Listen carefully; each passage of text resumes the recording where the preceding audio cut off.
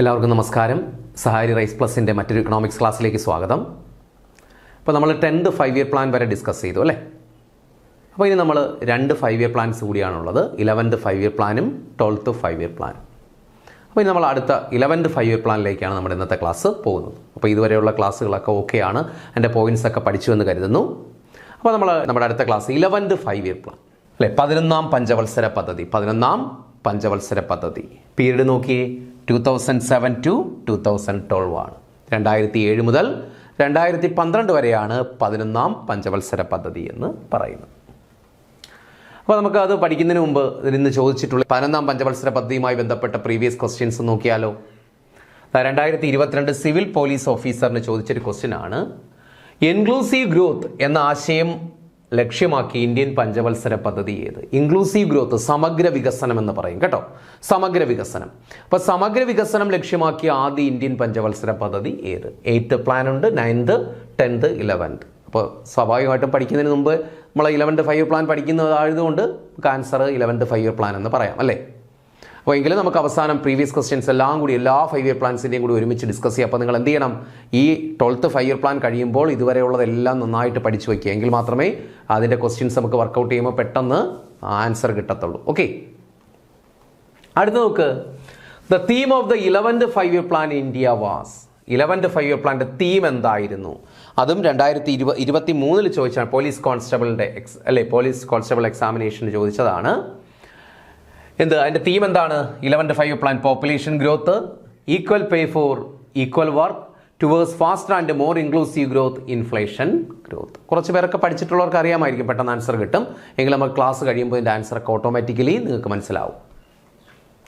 അടുത്ത ക്വസ്റ്റ്യൻ നോക്ക്, inclusive growth as enunciated in the 11th 5 year plan does not include one of the following. ഇപ്പോൾ inclusive growth as enunciated in the 11th plan, അപ്പോൾ 11th 5 year പ്ലാനിൽ വ്യക്തമാക്കിയിരിക്കുന്നത്, എനൻസിയേറ്റഡ് means അതിൽ പ്രതിപാദിച്ചിരിക്കുന്നത്, വ്യക്തമാക്കിയിരിക്കുന്നത് inclusive growth ആണ്. അപ്പോൾ അതിനാണ് ഇമ്പോർട്ടൻസ് കൊടുക്കുന്നത്.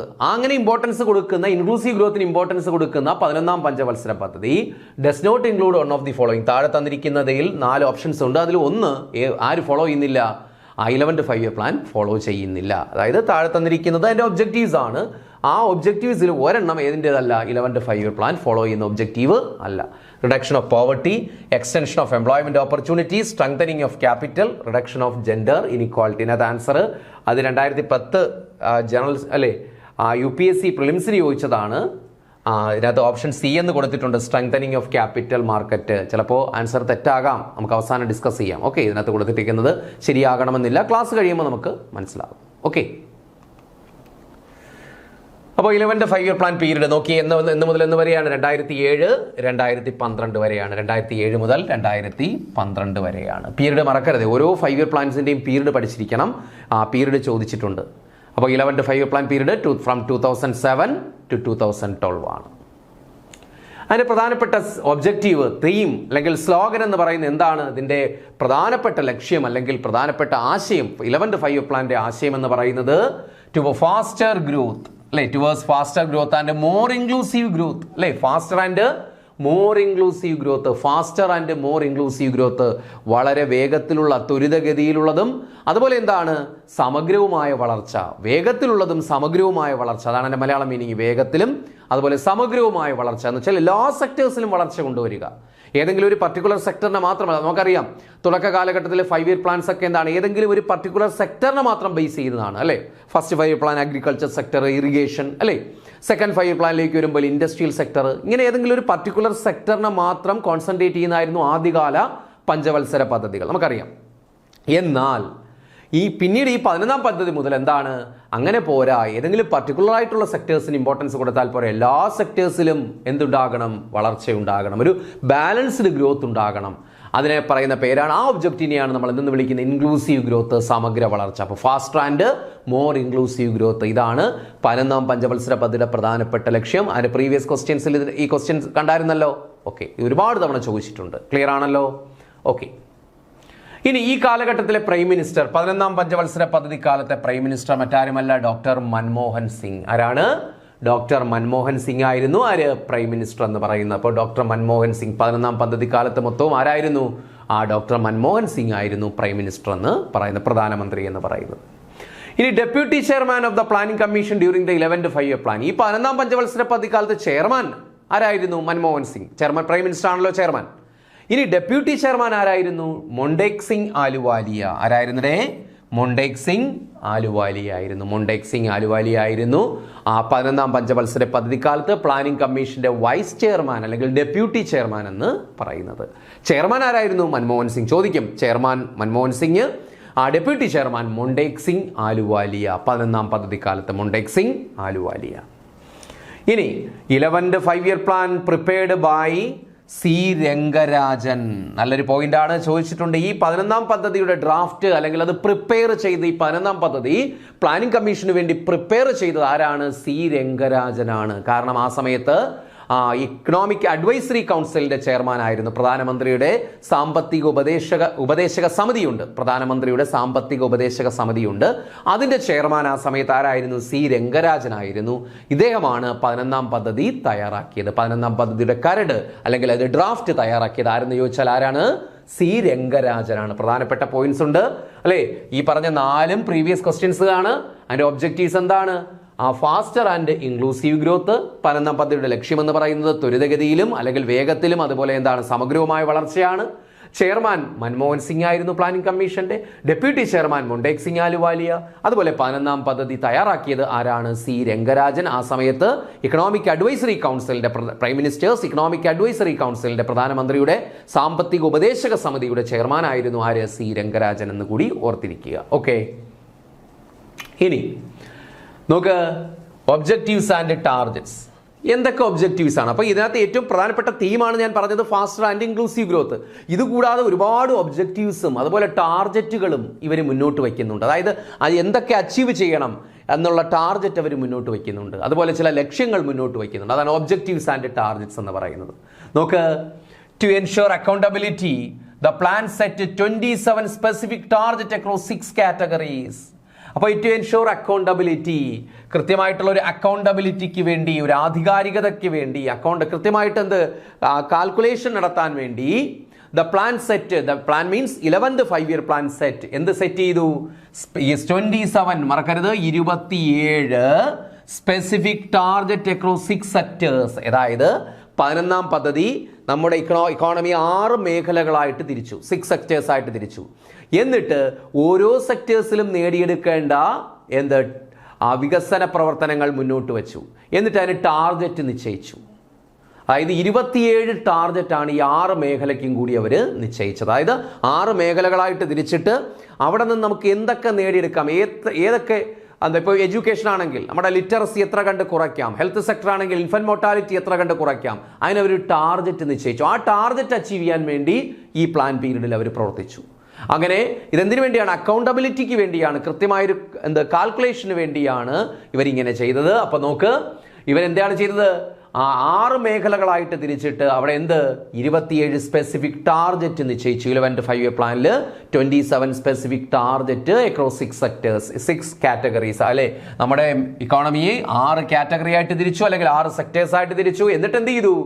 അവിടെ നിന്ന് നേടിയെടുക്കേണ്ട ടാർഗറ്റുകൾ 27 സ്പെസിഫിക് ടാർഗറ്റ് അവർ ഫിക്സ് ചെയ്തു. മനസ്സിലായല്ലോ?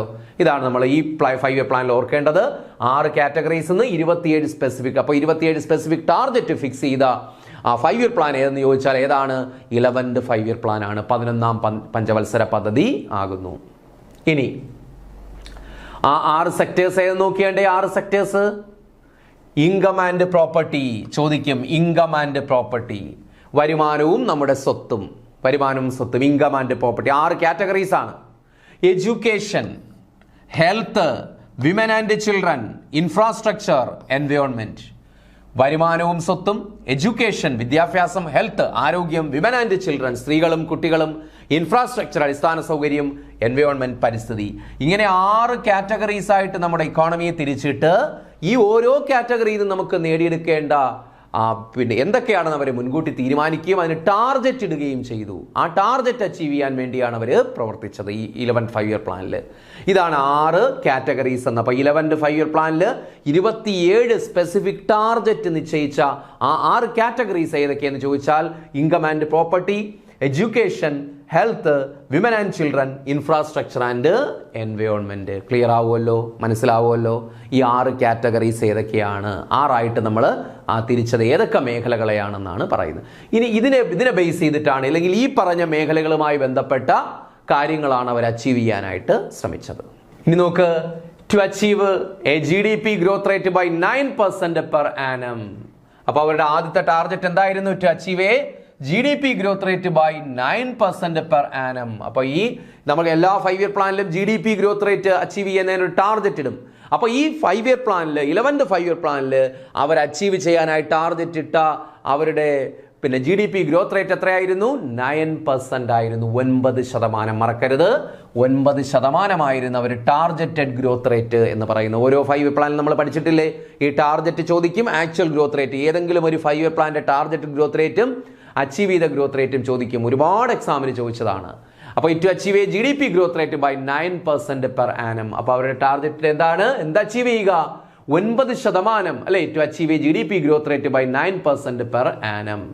അപ്പോൾ ഇനി increase the average annual growth rate in agriculture by 4%. അപ്പം നമ്മളിവിടെ ഓർക്കുന്നത് ഈ 6 മേഖലകളായിട്ട് തിരിച്ചു എന്ന് പറഞ്ഞു, അല്ലേ? 6 കാറ്റഗറീസ് ആയിട്ട് തിരിച്ചു. എന്നിട്ട് അതിനകത്ത് 27 സ്പെസിഫിക് ടാർഗറ്റുകളുണ്ട്. ആ ടാർഗറ്റുകളിൽ പ്രധാനപ്പെട്ടതാണ് നമ്മൾ പറയുന്നത്. അവർ ടാർഗറ്റ് ഇട്ടു, ആ ടാർഗറ്റുകളിൽ പ്രധാനപ്പെട്ടതാണ് നമ്മൾ പറയുന്നത്. ഒന്നാമത്തെ ടാർഗറ്റ് ഏതാണ്? GDP ഗ്രോത്ത് റേറ്റ് 9% വർദ്ധിപ്പിക്കുക. അല്ലെങ്കിൽ 9% GDP ഗ്രോത്ത് റേറ്റിലുള്ള വർധനവ് അച്ചീവ് ചെയ്യുക. ഇത് എല്ലാ 5 ഇയർ പ്ലാനിലും ഉണ്ട്, അവരുടെ ടാർഗറ്റ്, GDPയിലുള്ള ടാർഗറ്റ്. ഇതുകൂടാതെ അടുത്ത ടാർഗറ്റ് എന്താണ്? Increase the average annual growth rate in agriculture by 4%. കാർഷിക രംഗത്തെ വാർഷിക വളർച്ചാ നിരക്ക് എത്ര ശതമാനമായി ഉയർത്തുക? 4% ഉയർത്തുക. കാർഷിക രംഗത്തെ വളർച്ചാ നിരക്ക് പ്രതിവർഷം 4% increase the average annual growth rate in agriculture by 4%. അപ്പോൾ GDP ഗ്രോത്ത് റേറ്റ് 9% കൈവരിക്കുക. അതുപോലെ കാർഷിക മേഖലയുള്ള വളർച്ചാ നിരക്ക് പ്രതിവർഷം 4% എന്ന നിരക്കിലേക്ക് ഉയർത്തുക. അടുത്ത ടാർഗറ്റ് എന്താണ്? Reduce the head count ratio of consumption poverty by 10% points. അപ്പോൾ reduce the head count ratio of consumption poverty. അതായത് ആ തുടക്ക കാലഘട്ടത്തിലൊക്കെ പ്ലാനിംഗ് കമ്മീഷൻ പോവർട്ടി കണക്കാക്കിയിരുന്നത് എന്തിൻ്റെ? കൺസംഷൻ ബേസിസിലാണ്. അതായത് മിനിമം കൺസംഷൻ എക്സ്പെൻഡിച്ചർ എന്ന് പറയും. മിനിമം അല്ലെങ്കിൽ monthly per capita consumption expenditure എന്ന് പറയും. അതായത് മിനിമം കലോറിയുടെ അടിസ്ഥാനത്തിലാണ്, നിങ്ങൾ പഠിച്ചു കാണും, മിനിമം കേട്ടിട്ടുണ്ടാകും. മിനിമം കലോറിയുടെ അടിസ്ഥാനത്തിലാണ് പ്ലാനിംഗ് കമ്മീഷൻ എന്ത് നിശ്ചയിച്ചിരുന്നത്? പോവർട്ടി നിശ്ചയിച്ചത്. അതായത് റൂറൽ ഏരിയാസിലെ 2400 കലോറിയും അർബൻ ഏരിയാസിലെ 2100 കലോറിയും ഒരു വ്യക്തിക്ക് ആഹാരത്തിൽ നിന്ന് എന്ത് കിട്ടണം? ഊർജ്ജമായിട്ട് കിട്ടണം. അത് കിട്ടിയില്ല എങ്കിൽ അവരെയാണ് എന്തെന്ന് പറയുന്നത്? അവരെ ബിലോ പോവർട്ടി ലൈൻ എന്ന് പറയും. അപ്പോൾ ഇവിടെ എന്താണ്? To reduce the head count ratio of consumption poverty. കൺസംഷന്റെ ബേസിസിലുള്ള പോവർട്ടി, പോവർട്ടി എന്ന് പറയുന്നത്, കൺസംഷൻ എന്ന് വെച്ചാൽ ഇവർക്ക് ഈ ആഹാരം ലഭിക്കണ്ടേ? അപ്പോൾ ഈ ആഹാരം ലഭിക്കുന്നതിന് എന്താണ് വേണ്ടത്? അതിനുവേണ്ടി വരുമാനം ഉണ്ടാകണം. അപ്പോൾ ഇങ്ങനെ കൺസംഷൻ ബേസിലെ പോവർട്ടിയാണ് ഞാൻ നേരത്തെ പറഞ്ഞ കലോറി ബേസിലുള്ള പോവർട്ടി എന്ന് പറയുന്നത്. ഇപ്പോൾ അത് മാറിയിട്ടുണ്ട്. നീതി ആയോഗ് എന്താണ് മറ്റ് മൾട്ടി പോവർട്ടി ഇൻഡെക്സ്, ഒരുപാട് ഇൻഡിസസ് പരിഗണിച്ചുകൊണ്ടാണ് പോവർട്ടി ലൈൻ കണക്കാക്കുന്നത്. അതൊക്കെ നമ്മൾ പിന്നീട് പഠിക്കും. അപ്പോൾ ഇപ്പോൾ എന്താണ് പറയുക? ഈ 11th 5 ഇയർ പ്ലാൻ പീരീഡിലൊക്കെ നമ്മുടെ പോവർട്ടി കണക്കാക്കിയിരുന്നത്, അല്ലെങ്കിൽ നമ്പർ ഓഫ് പുവറിന്റെ ഹെഡ് കൗണ്ട് റേഷ്യോ എന്ന് വെച്ചാൽ തലയെണ്ണൽ അനുപാതം എന്ന് പറയും. തലയെണ്ണൽ അനുപാതം, അതായത് ദാരിദ്ര്യക്ക് താഴെയുള്ളവരുടെ റേഷ്യോ ആയിട്ടാണ് നമ്മൾ നമ്പർ ഓഫ് പുവറിനെ കണക്കാക്കിയിരുന്നത്. അതായത് എബോ പോവർട്ടി ലൈനും ഉണ്ട്, ബിലോ പോവർട്ടി ലൈനും ഉണ്ട്. അതിൽ ടോട്ടൽ പോപ്പുലേഷനിൽ എത്ര ശതമാനമാണ് ബിലോ പോവർട്ടി ലൈൻ, അതായത് പോവർട്ടി ലൈന് താഴെയുള്ളവരുടെ റേഷ്യോ അനുപാതമായിട്ടാണ് നമ്മൾ നമ്പർ ഓഫ് പുവറിനെ കാൽക്കുലേറ്റ് ചെയ്യുന്നത്. അപ്പോൾ നമുക്ക് നമ്മുടെ രാജ്യത്ത് അറിയാം, ബിലോ പോവർട്ടി ലൈനാണ് പുവർ എന്ന് പറയുന്നത്, നമ്പർ ഓഫ് പുവർ എന്ന് പറയുന്നത്. അങ്ങനെ കാൽക്കുലേറ്റ് ചെയ്യുന്നതിനെ പറയുന്നതാണ് ഹെഡ് കൗണ്ട് റേഷ്യോ, തലയെണ്ണൽ അനുപാതം എന്ന് പറയും. Head count ratio. ആ ഹെഡ് കൗണ്ട് റേഷ്യോ നിശ്ചയിക്കുന്നത് എങ്ങനെയാണ്? ആ ബിലോ പോവർട്ടി ലൈനിലുള്ളവരെ നിശ്ചയിക്കുന്ന, അവരുടെ എണ്ണം കണക്കാക്കുന്നത് എങ്ങനെയാണ്? കൺസംഷൻ പോവർട്ടിയാണ്, കൺസംഷൻ ബേസിസിലാണ്. അതായത് മിനിമം കലോറിയുടെ അടിസ്ഥാനത്തിലാണ്. അതാണ് അങ്ങനെയുള്ള consumption poverty, head count ratio of consumption poverty, അതായത് കൺസംഷന്റെ ബേസിസിൽ പോവർട്ടി കണക്കാക്കുന്നു. അങ്ങനെയുള്ള number of poor, head count ratio, അവരുടെ എണ്ണം അല്ലെങ്കിൽ അവരുടെ അനുപാതം എത്രയായിട്ട്? 10% പോയിന്റ്സ് കുറയ്ക്കുക. അതിൽ 10% കുറവുണ്ട്. അപ്പോൾ ഇപ്പോഴത്തെ നമ്പർ ഓഫ് പുവറിന്റെ എണ്ണം സിമ്പിളായിട്ട് പറഞ്ഞാൽ എത്രയേ ഉള്ളൂ? ഇപ്പോഴത്തെ ദരിദ്ര എണ്ണം 10% കൂടി അതിനകത്ത് കുറവ് വരുത്തുക. 10% ആക്കുക എന്നല്ല, ബൈ 10% പോയിന്റ്സ് എന്നാണ് പറഞ്ഞിരിക്കുന്നത്. 10%. ഇപ്പോൾ ഉള്ളത് 70% ആണെങ്കിൽ എത്രയായിട്ട് കുറയ്ക്കുക? 60% ഹെഡ് കൗണ്ട് റേഷ്യോ അല്ലെങ്കിൽ നമ്പർ ഓഫ് പുവർ എന്ന് പറയുന്നത് 70% ഉണ്ടെങ്കിൽ അത് 60% കുറയ്ക്കുക, 10% കുറവ് വരുത്തുക. മനസ്സിലായല്ലോ? അപ്പോൾ reduce the head count ratio of consumption poverty. Consumption ബേസിസിൽ ഉള്ള പോവർട്ടിയിൽ അവരുടെ എണ്ണം, നമ്പർ ഓഫ് പുവറിന്റെ എണ്ണം, അതാണ് ആ ബിലോ പോവർട്ടി ലൈനിലെ എണ്ണത്തെ പറയുന്ന പേരാണ് ഹെഡ് കൗണ്ട് റേഷ്യോ. അത് 10% കണ്ട് കുറയ്ക്കുക. ക്ലിയർ ആണല്ലോ? അതാണ് മറ്റൊരു ടാർഗറ്റ്. ഇനി generate 50 million new work opportunity. 58 ദശലക്ഷം പുതിയ തൊഴിലവസരങ്ങൾ സൃഷ്ടിക്കുക. 58 ദശലക്ഷം പുതിയ തൊഴിലവസരങ്ങൾ സൃഷ്ടിക്കുക. Increase the real wage rate for unskilled workers by 20%. Increase the real wage rate, അല്ലേ, അവരുടെ യഥാർത്ഥ വേതന നിരക്ക് വർദ്ധിപ്പിക്കുക. ആരുടെ? Unskilled workers by 20%.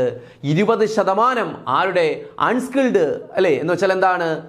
വിദഗ്ധരല്ലാത്ത തൊഴിലാളികളുടെ, പിന്നെ അൺസ്കിൽഡ് വർക്കേഴ്സിന്റെ, ഇപ്പൊ എല്ലാവരും സ്കിൽഡ് വർക്കേഴ്സ് അല്ലല്ലോ, നമ്മുടെ രാജ്യത്ത് അൺസ്കിൽഡ് വർക്കേഴ്സിന്റെ എണ്ണമാണ് കൂടുതൽ. അപ്പൊ അങ്ങനെ വിദഗ്ധരല്ലാത്ത തൊഴിലാളികളുടെ, അൺസ്കിൽഡ് ആയിട്ടുള്ള വർക്കേഴ്സിന്റെ റിയൽ വേജ് റേറ്റിൽ 20% വർധനവ് വരുത്തുക. 20% വർധനവ് വരുത്തുക.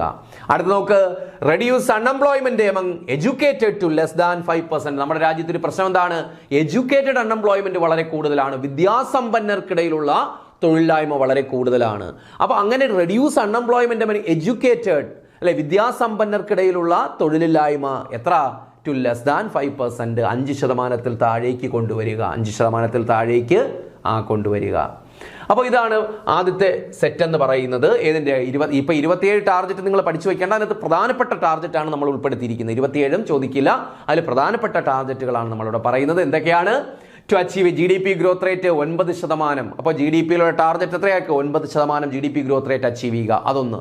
അഗ്രികൾച്ചർ സെക്ടറിലുള്ള വളർച്ചാ നിരക്ക് എത്ര ശതമാനം? 4% പെർ ഇയർ, അല്ലെ, പെർ ആനം, ഓരോ വർഷവും 4% കാർഷിക രംഗത്ത് വളർച്ച കൈവരിക്കുക.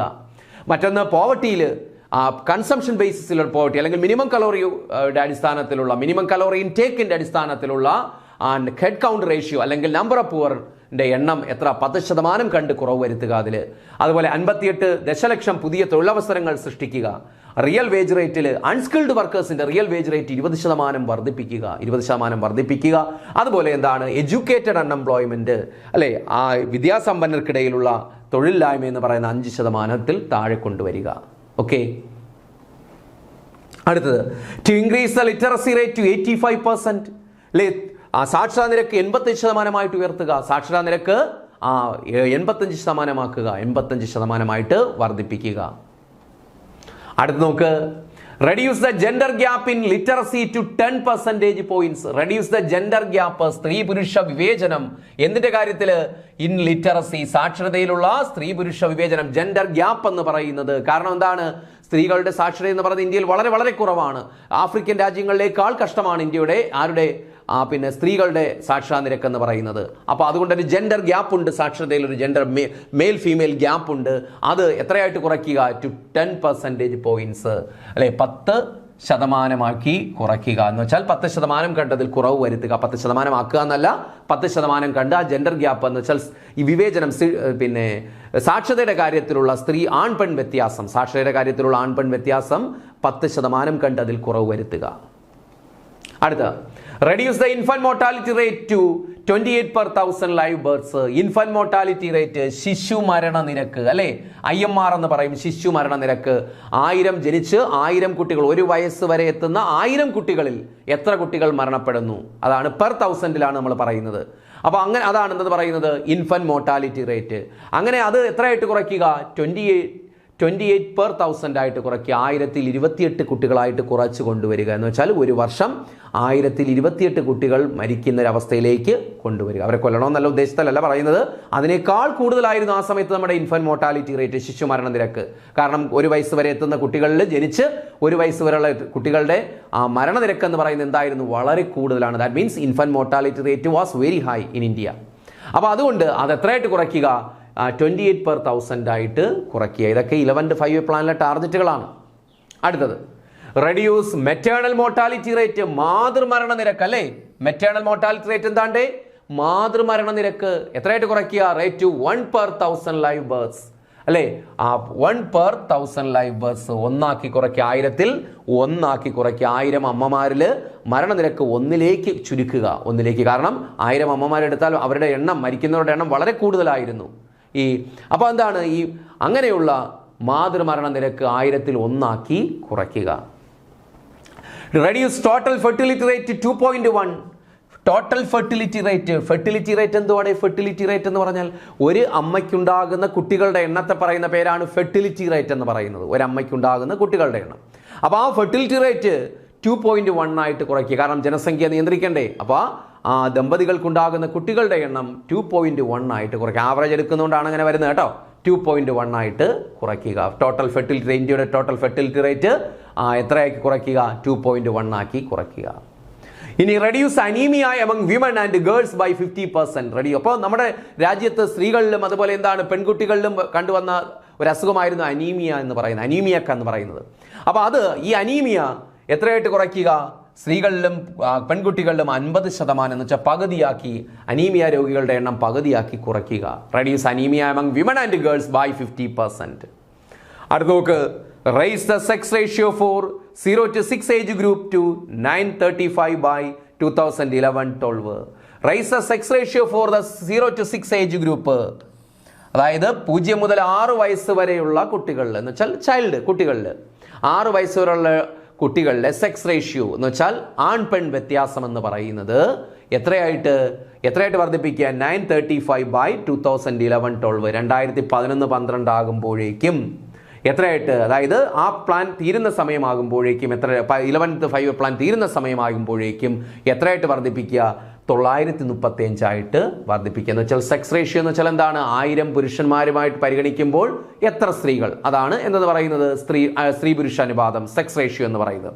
ഇത് ആരുടെ അനുപാതമാണ്? മുതിർന്നവരിലല്ല, 0 മുതൽ 6 വയസ്സ് വരെയുള്ള കുട്ടികൾ, ചൈൽഡ് സെക്സ് റേഷ്യോ എന്ന് പറയും, ആൺപെൺ വ്യത്യാസം എന്ന് പറയും. അത് ഉയർത്തുക വളരെ വളരെ കുറവാണ്. അതായത് പിന്നെ ആൺകുട്ടികളെയും പെൺകുട്ടികളെയും തമ്മിൽ കമ്പയർ ചെയ്യുമ്പോൾ ആരുടെ എണ്ണം വളരെ വളരെ കുറവായിരുന്നു? പെൺകുട്ടികളുടെ എണ്ണം വളരെ കുറവായിരുന്നു ഇന്ത്യയിൽ. അങ്ങനെ പെൺകുട്ടികളുടെ എണ്ണം അത് എത്രയായിട്ട് വർദ്ധിപ്പിക്കുക? 945 by 2011-12. 2011-12 ആകുമ്പോഴേക്കും 935. അപ്പോൾ കുറച്ച് പേർക്കെങ്കിലും സംശയം വരും, എങ്ങനെയാണ് പെൺകുട്ടികളുടെ എണ്ണം കൂട്ടുക എന്ന് പറഞ്ഞാൽ എന്താണ്? പെൺ ഭ്രൂണഹത്യകൾ കുറയ്ക്കുക, അല്ലേ? കാരണം ഇന്ത്യയിൽ എന്ത് കൂടുതലായിരുന്നു? പെൺ ഭ്രൂണഹത്യ കൂടുതലായിരുന്നു. അങ്ങനെ കുറയ്ക്കുമ്പോൾ സ്വാഭാവികമായിട്ടും പെൺകുട്ടികളുടെ എണ്ണം കൂടും. അതാണ് ഉദ്ദേശിക്കുന്നത്. അപ്പോൾ rise the sex ratio for the 0 to 6 age group to 935 by 2011-12. 935 2011-12 ആകുമ്പോഴേക്കും പെൺകുട്ടികളുടെ എണ്ണം 1000-ൽ 935. 1000 ആൺകുട്ടികളെ പരിഗണിക്കുമ്പോൾ 935 പെൺകുട്ടികൾ എന്ന് വെച്ചാൽ അതിനേക്കാൾ പരിതാപകരമായിരുന്നു അവസ്ഥയെന്നർത്ഥം. അത്രയായിട്ട് വർദ്ധിപ്പിക്കുക. ഓക്കെ, അപ്പോൾ എന്തൊക്കെയാണ്? Reduce the gender gap in literacy to 10 percentage points. അല്ലെ, ജെൻഡർ ലിറ്ററസിയിലുള്ള ആൺപെൺ വ്യത്യാസം, സാക്ഷരതയിലുള്ള വിവേചനം, സ്ത്രീ പുരുഷ വിവേചനം 10% കണ്ട് കുറവ് വരുത്തുക. 10% കണ്ട് കുറവ് വരുത്തുക എന്ന് വെച്ചാൽ അതിൽ 10% കുറയ്ക്കുക. Reduce infant mortality rate to 28 per 1000 live births. ശിശുമരണ നിരക്ക് 1000-ൽ 28 ആയിട്ട് നിജപ്പെടുത്തുക, കുറച്ചു കൊണ്ടുവരിക, പരിമിതപ്പെടുത്തുക. Reduce maternal mortality rate to 1 per 1000 live births. മാതൃമരണ നിരക്ക് 1000-ൽ 1 ആക്കി കുറയ്ക്കുക. Reduce total fertility rate to 2.1. Fertility rate, ഒരമ്മയ്ക്കുണ്ടാകുന്ന കുട്ടികളുടെ എണ്ണം എന്ന് പറയുന്നത് പ്രത്യുൽപാദന നിരക്ക് എന്ന് പറയും. പ്രത്യുൽപാദന നിരക്ക് 2.1 ആക്കി കുറയ്ക്കുക. Reduce anaemia among women and girls. സ്ത്രീകളിലും പെൺകുട്ടികളിലുമുള്ള അനീമിയ രോഗം 50% കുറയ്ക്കുക. Raise the sex ratio for 0 to 6 age group. 6 വയസ്സ് വരെയുള്ള ഏജ് ഗ്രൂപ്പിലുള്ള സെക്സ് റേഷ്യോ, ആൺ പെൺ വ്യത്യാസം 1000-ൽ 935 ആയിട്ട് വർദ്ധിപ്പിക്കുക, കുറയ്ക്കുകയല്ല വർദ്ധിപ്പിക്കുക. ഏത് വർഷത്തോടു കൂടി? 2011-12 കൂടി. ഇതൊക്കെയാണ് നമ്മൾ 27 ടാർഗറ്റിൽ വരുന്ന പ്രധാനപ്പെട്ട ടാർഗറ്റുകൾ എന്ന് പറയുന്നത്. മനസ്സിലായി? 27 ടാർഗറ്റ് നമ്മൾ അക്കൗണ്ടബിലിറ്റിക്ക് വേണ്ടി, കൃത്യമായിട്ടുള്ള നിർണ്ണയം നടത്താൻ വേണ്ടി ഓരോ മേഖലകളിൽ നമ്മൾ 6 കാറ്റഗറി ആയിട്ട് തിരിച്ചില്ലേ? 6 കാറ്റഗറിയിലുള്ള വികസനം നേടിയെടുക്കാൻ വേണ്ടിയുള്ള 27 ടാർഗറ്റിൽ പ്രധാനപ്പെട്ട ടാർഗറ്റ്സ് ആണ് നമ്മളിവിടെ പറഞ്ഞത്. ഇനിയുണ്ട്, തീർന്നില്ല. Provided clean drinking water to all by 2009. അല്ലേ, അതിന് മുമ്പുണ്ട്, നോക്ക് എന്തൊക്കെയാ? Provide electricity connection to all villages and BPL households by 2009. Provide electricity connection to all villages and BPL households by 2009. 2009 provide electricity connection, എന്ത് നൽകുക? വൈദ്യുതി നൽകുക, വൈദ്യുതി എത്തിക്കുക. എവിടെ? ആൾ വില്ലേജസ്, എല്ലാ ഗ്രാമങ്ങളിലും, ആൻഡ് BPL ഹൗസസ്, അതുപോലെ BPL കുടുംബങ്ങളിലും 2009 എല്ലാ ഗ്രാമങ്ങളിലും എല്ലാ BPL കുടുംബങ്ങളിലും വൈദ്യുതി കണക്ഷൻ എത്തിക്കുക. ഇത് മറ്റൊരു ടാർഗറ്റാണ്. അടുത്ത നോക്ക്, ensure at least 33% of beneficiaries of government schemes were women. Ensure at least 33%, കുറഞ്ഞപക്ഷം 33% ഗവൺമെന്റ് സ്കീമുകളുടെ, ഗവൺമെന്റ് ഓരോ സ്കീം ഇറക്കുമല്ലോ, ഗവൺമെന്റ് പദ്ധതികളുണ്ടല്ലോ, ഗവൺമെന്റ് പദ്ധതികളുടെ ഗുണഭോക്താക്കൾ 33% സ്ത്രീകളാണെന്ന് ഉറപ്പുവരുത്തുക. എന്ന് വെച്ചാൽ ആ കാലഘട്ടത്തിൽ സ്ത്രീകൾക്ക് യാതൊരു ആനുകൂല്യവും കൊടുക്കത്തില്ല, എല്ലാം പുരുഷന്മാർ, അല്ലേ, മെയിൽ ഡോമിനേറ്റഡ് സൊസൈറ്റിയാണ്. അപ്പോൾ പുരുഷന്മാർ തട്ടിയെടുക്കും. അപ്പോൾ അത് ഒഴിവാക്കാൻ വേണ്ടി അവർ മുന്നോട്ട് വെച്ച ആശയമാണ്, എല്ലാ സ്റ്റേറ്റ് ഗവൺമെന്റിന്റെ അടുത്ത് സെൻട്രൽ ഗവൺമെന്റ് മുന്നോട്ട് വെച്ച ആശയമാണ് ഗവൺമെന്റ് സ്കീമുകളുടെ, ഗവൺമെന്റ് പദ്ധതികളുടെ 33% വിഹിതം സ്ത്രീകൾക്ക് കിട്ടുന്നുണ്ട് എന്ന് എന്ത് ചെയ്യണം, ഉറപ്പാക്കണം, അല്ലെങ്കിൽ അതിനുവേണ്ടിയുള്ള റിസർവേഷൻ ഏർപ്പെടുത്തണം. അപ്പോൾ ensure at least 33% of beneficiary for government schemes were women. ഇപ്പോൾ നിങ്ങൾ അറിയാമായിരിക്കും, നിങ്ങൾക്ക് ചിലപ്പോൾ പരിചയം ഉണ്ടായിരിക്കും, നിങ്ങൾ ഈ ഗ്രാമസഭയിൽ നിന്ന് ഫോമൊക്കെ കൊണ്ടുവരും വീട്ടുകാർ, അത് നമ്മൾ ഫില്ലപ്പ് ചെയ്ത് കൊടുക്കാറുണ്ട്, എന്തെങ്കിലും ആനുകൂല്യത്തിൽ കോഴിയോ ആടോ പശുവോ. അപ്പോൾ അതിൽ ചില സ്കീമുകൾ ആർക്ക് വേണ്ടി മാത്രം, സ്ത്രീകൾക്ക് വേണ്ടി മാത്രം റിസർവ് ചെയ്തിട്ടുണ്ട്, വിധവകൾക്ക് വേണ്ടി റിസർവ് ചെയ്തിട്ടുണ്ട്. അപ്പോൾ അതൊക്കെ ഇതിന്റെ ഭാഗമാണ്. അപ്പോൾ ensure at least 33% of beneficiaries of government schemes were women, അല്ലേ. അടുത്ത് നോക്ക്, provided clean drinking water to all by 2009. Provide clean drinking water, ശുദ്ധജലം by 2009. 2009 എല്ലാവർക്കും എത്തിക്കുക, ശുദ്ധജലം എത്തിക്കുക. അതൊന്നും ഇതുവരെ നടപ്പാക്കിയിട്ടില്ല. ഇതൊക്കെ ടാർഗറ്റ് വെച്ചതാണ്, എല്ലാം നടപ്പാകണമെന്നില്ല, ടാർഗറ്റ് വെച്ചതാണ്, പലതും നടപ്പായിട്ടില്ല. Increase forest and tree cover by 5% points. ഇത് ചോദിച്ചിട്ടുണ്ട്.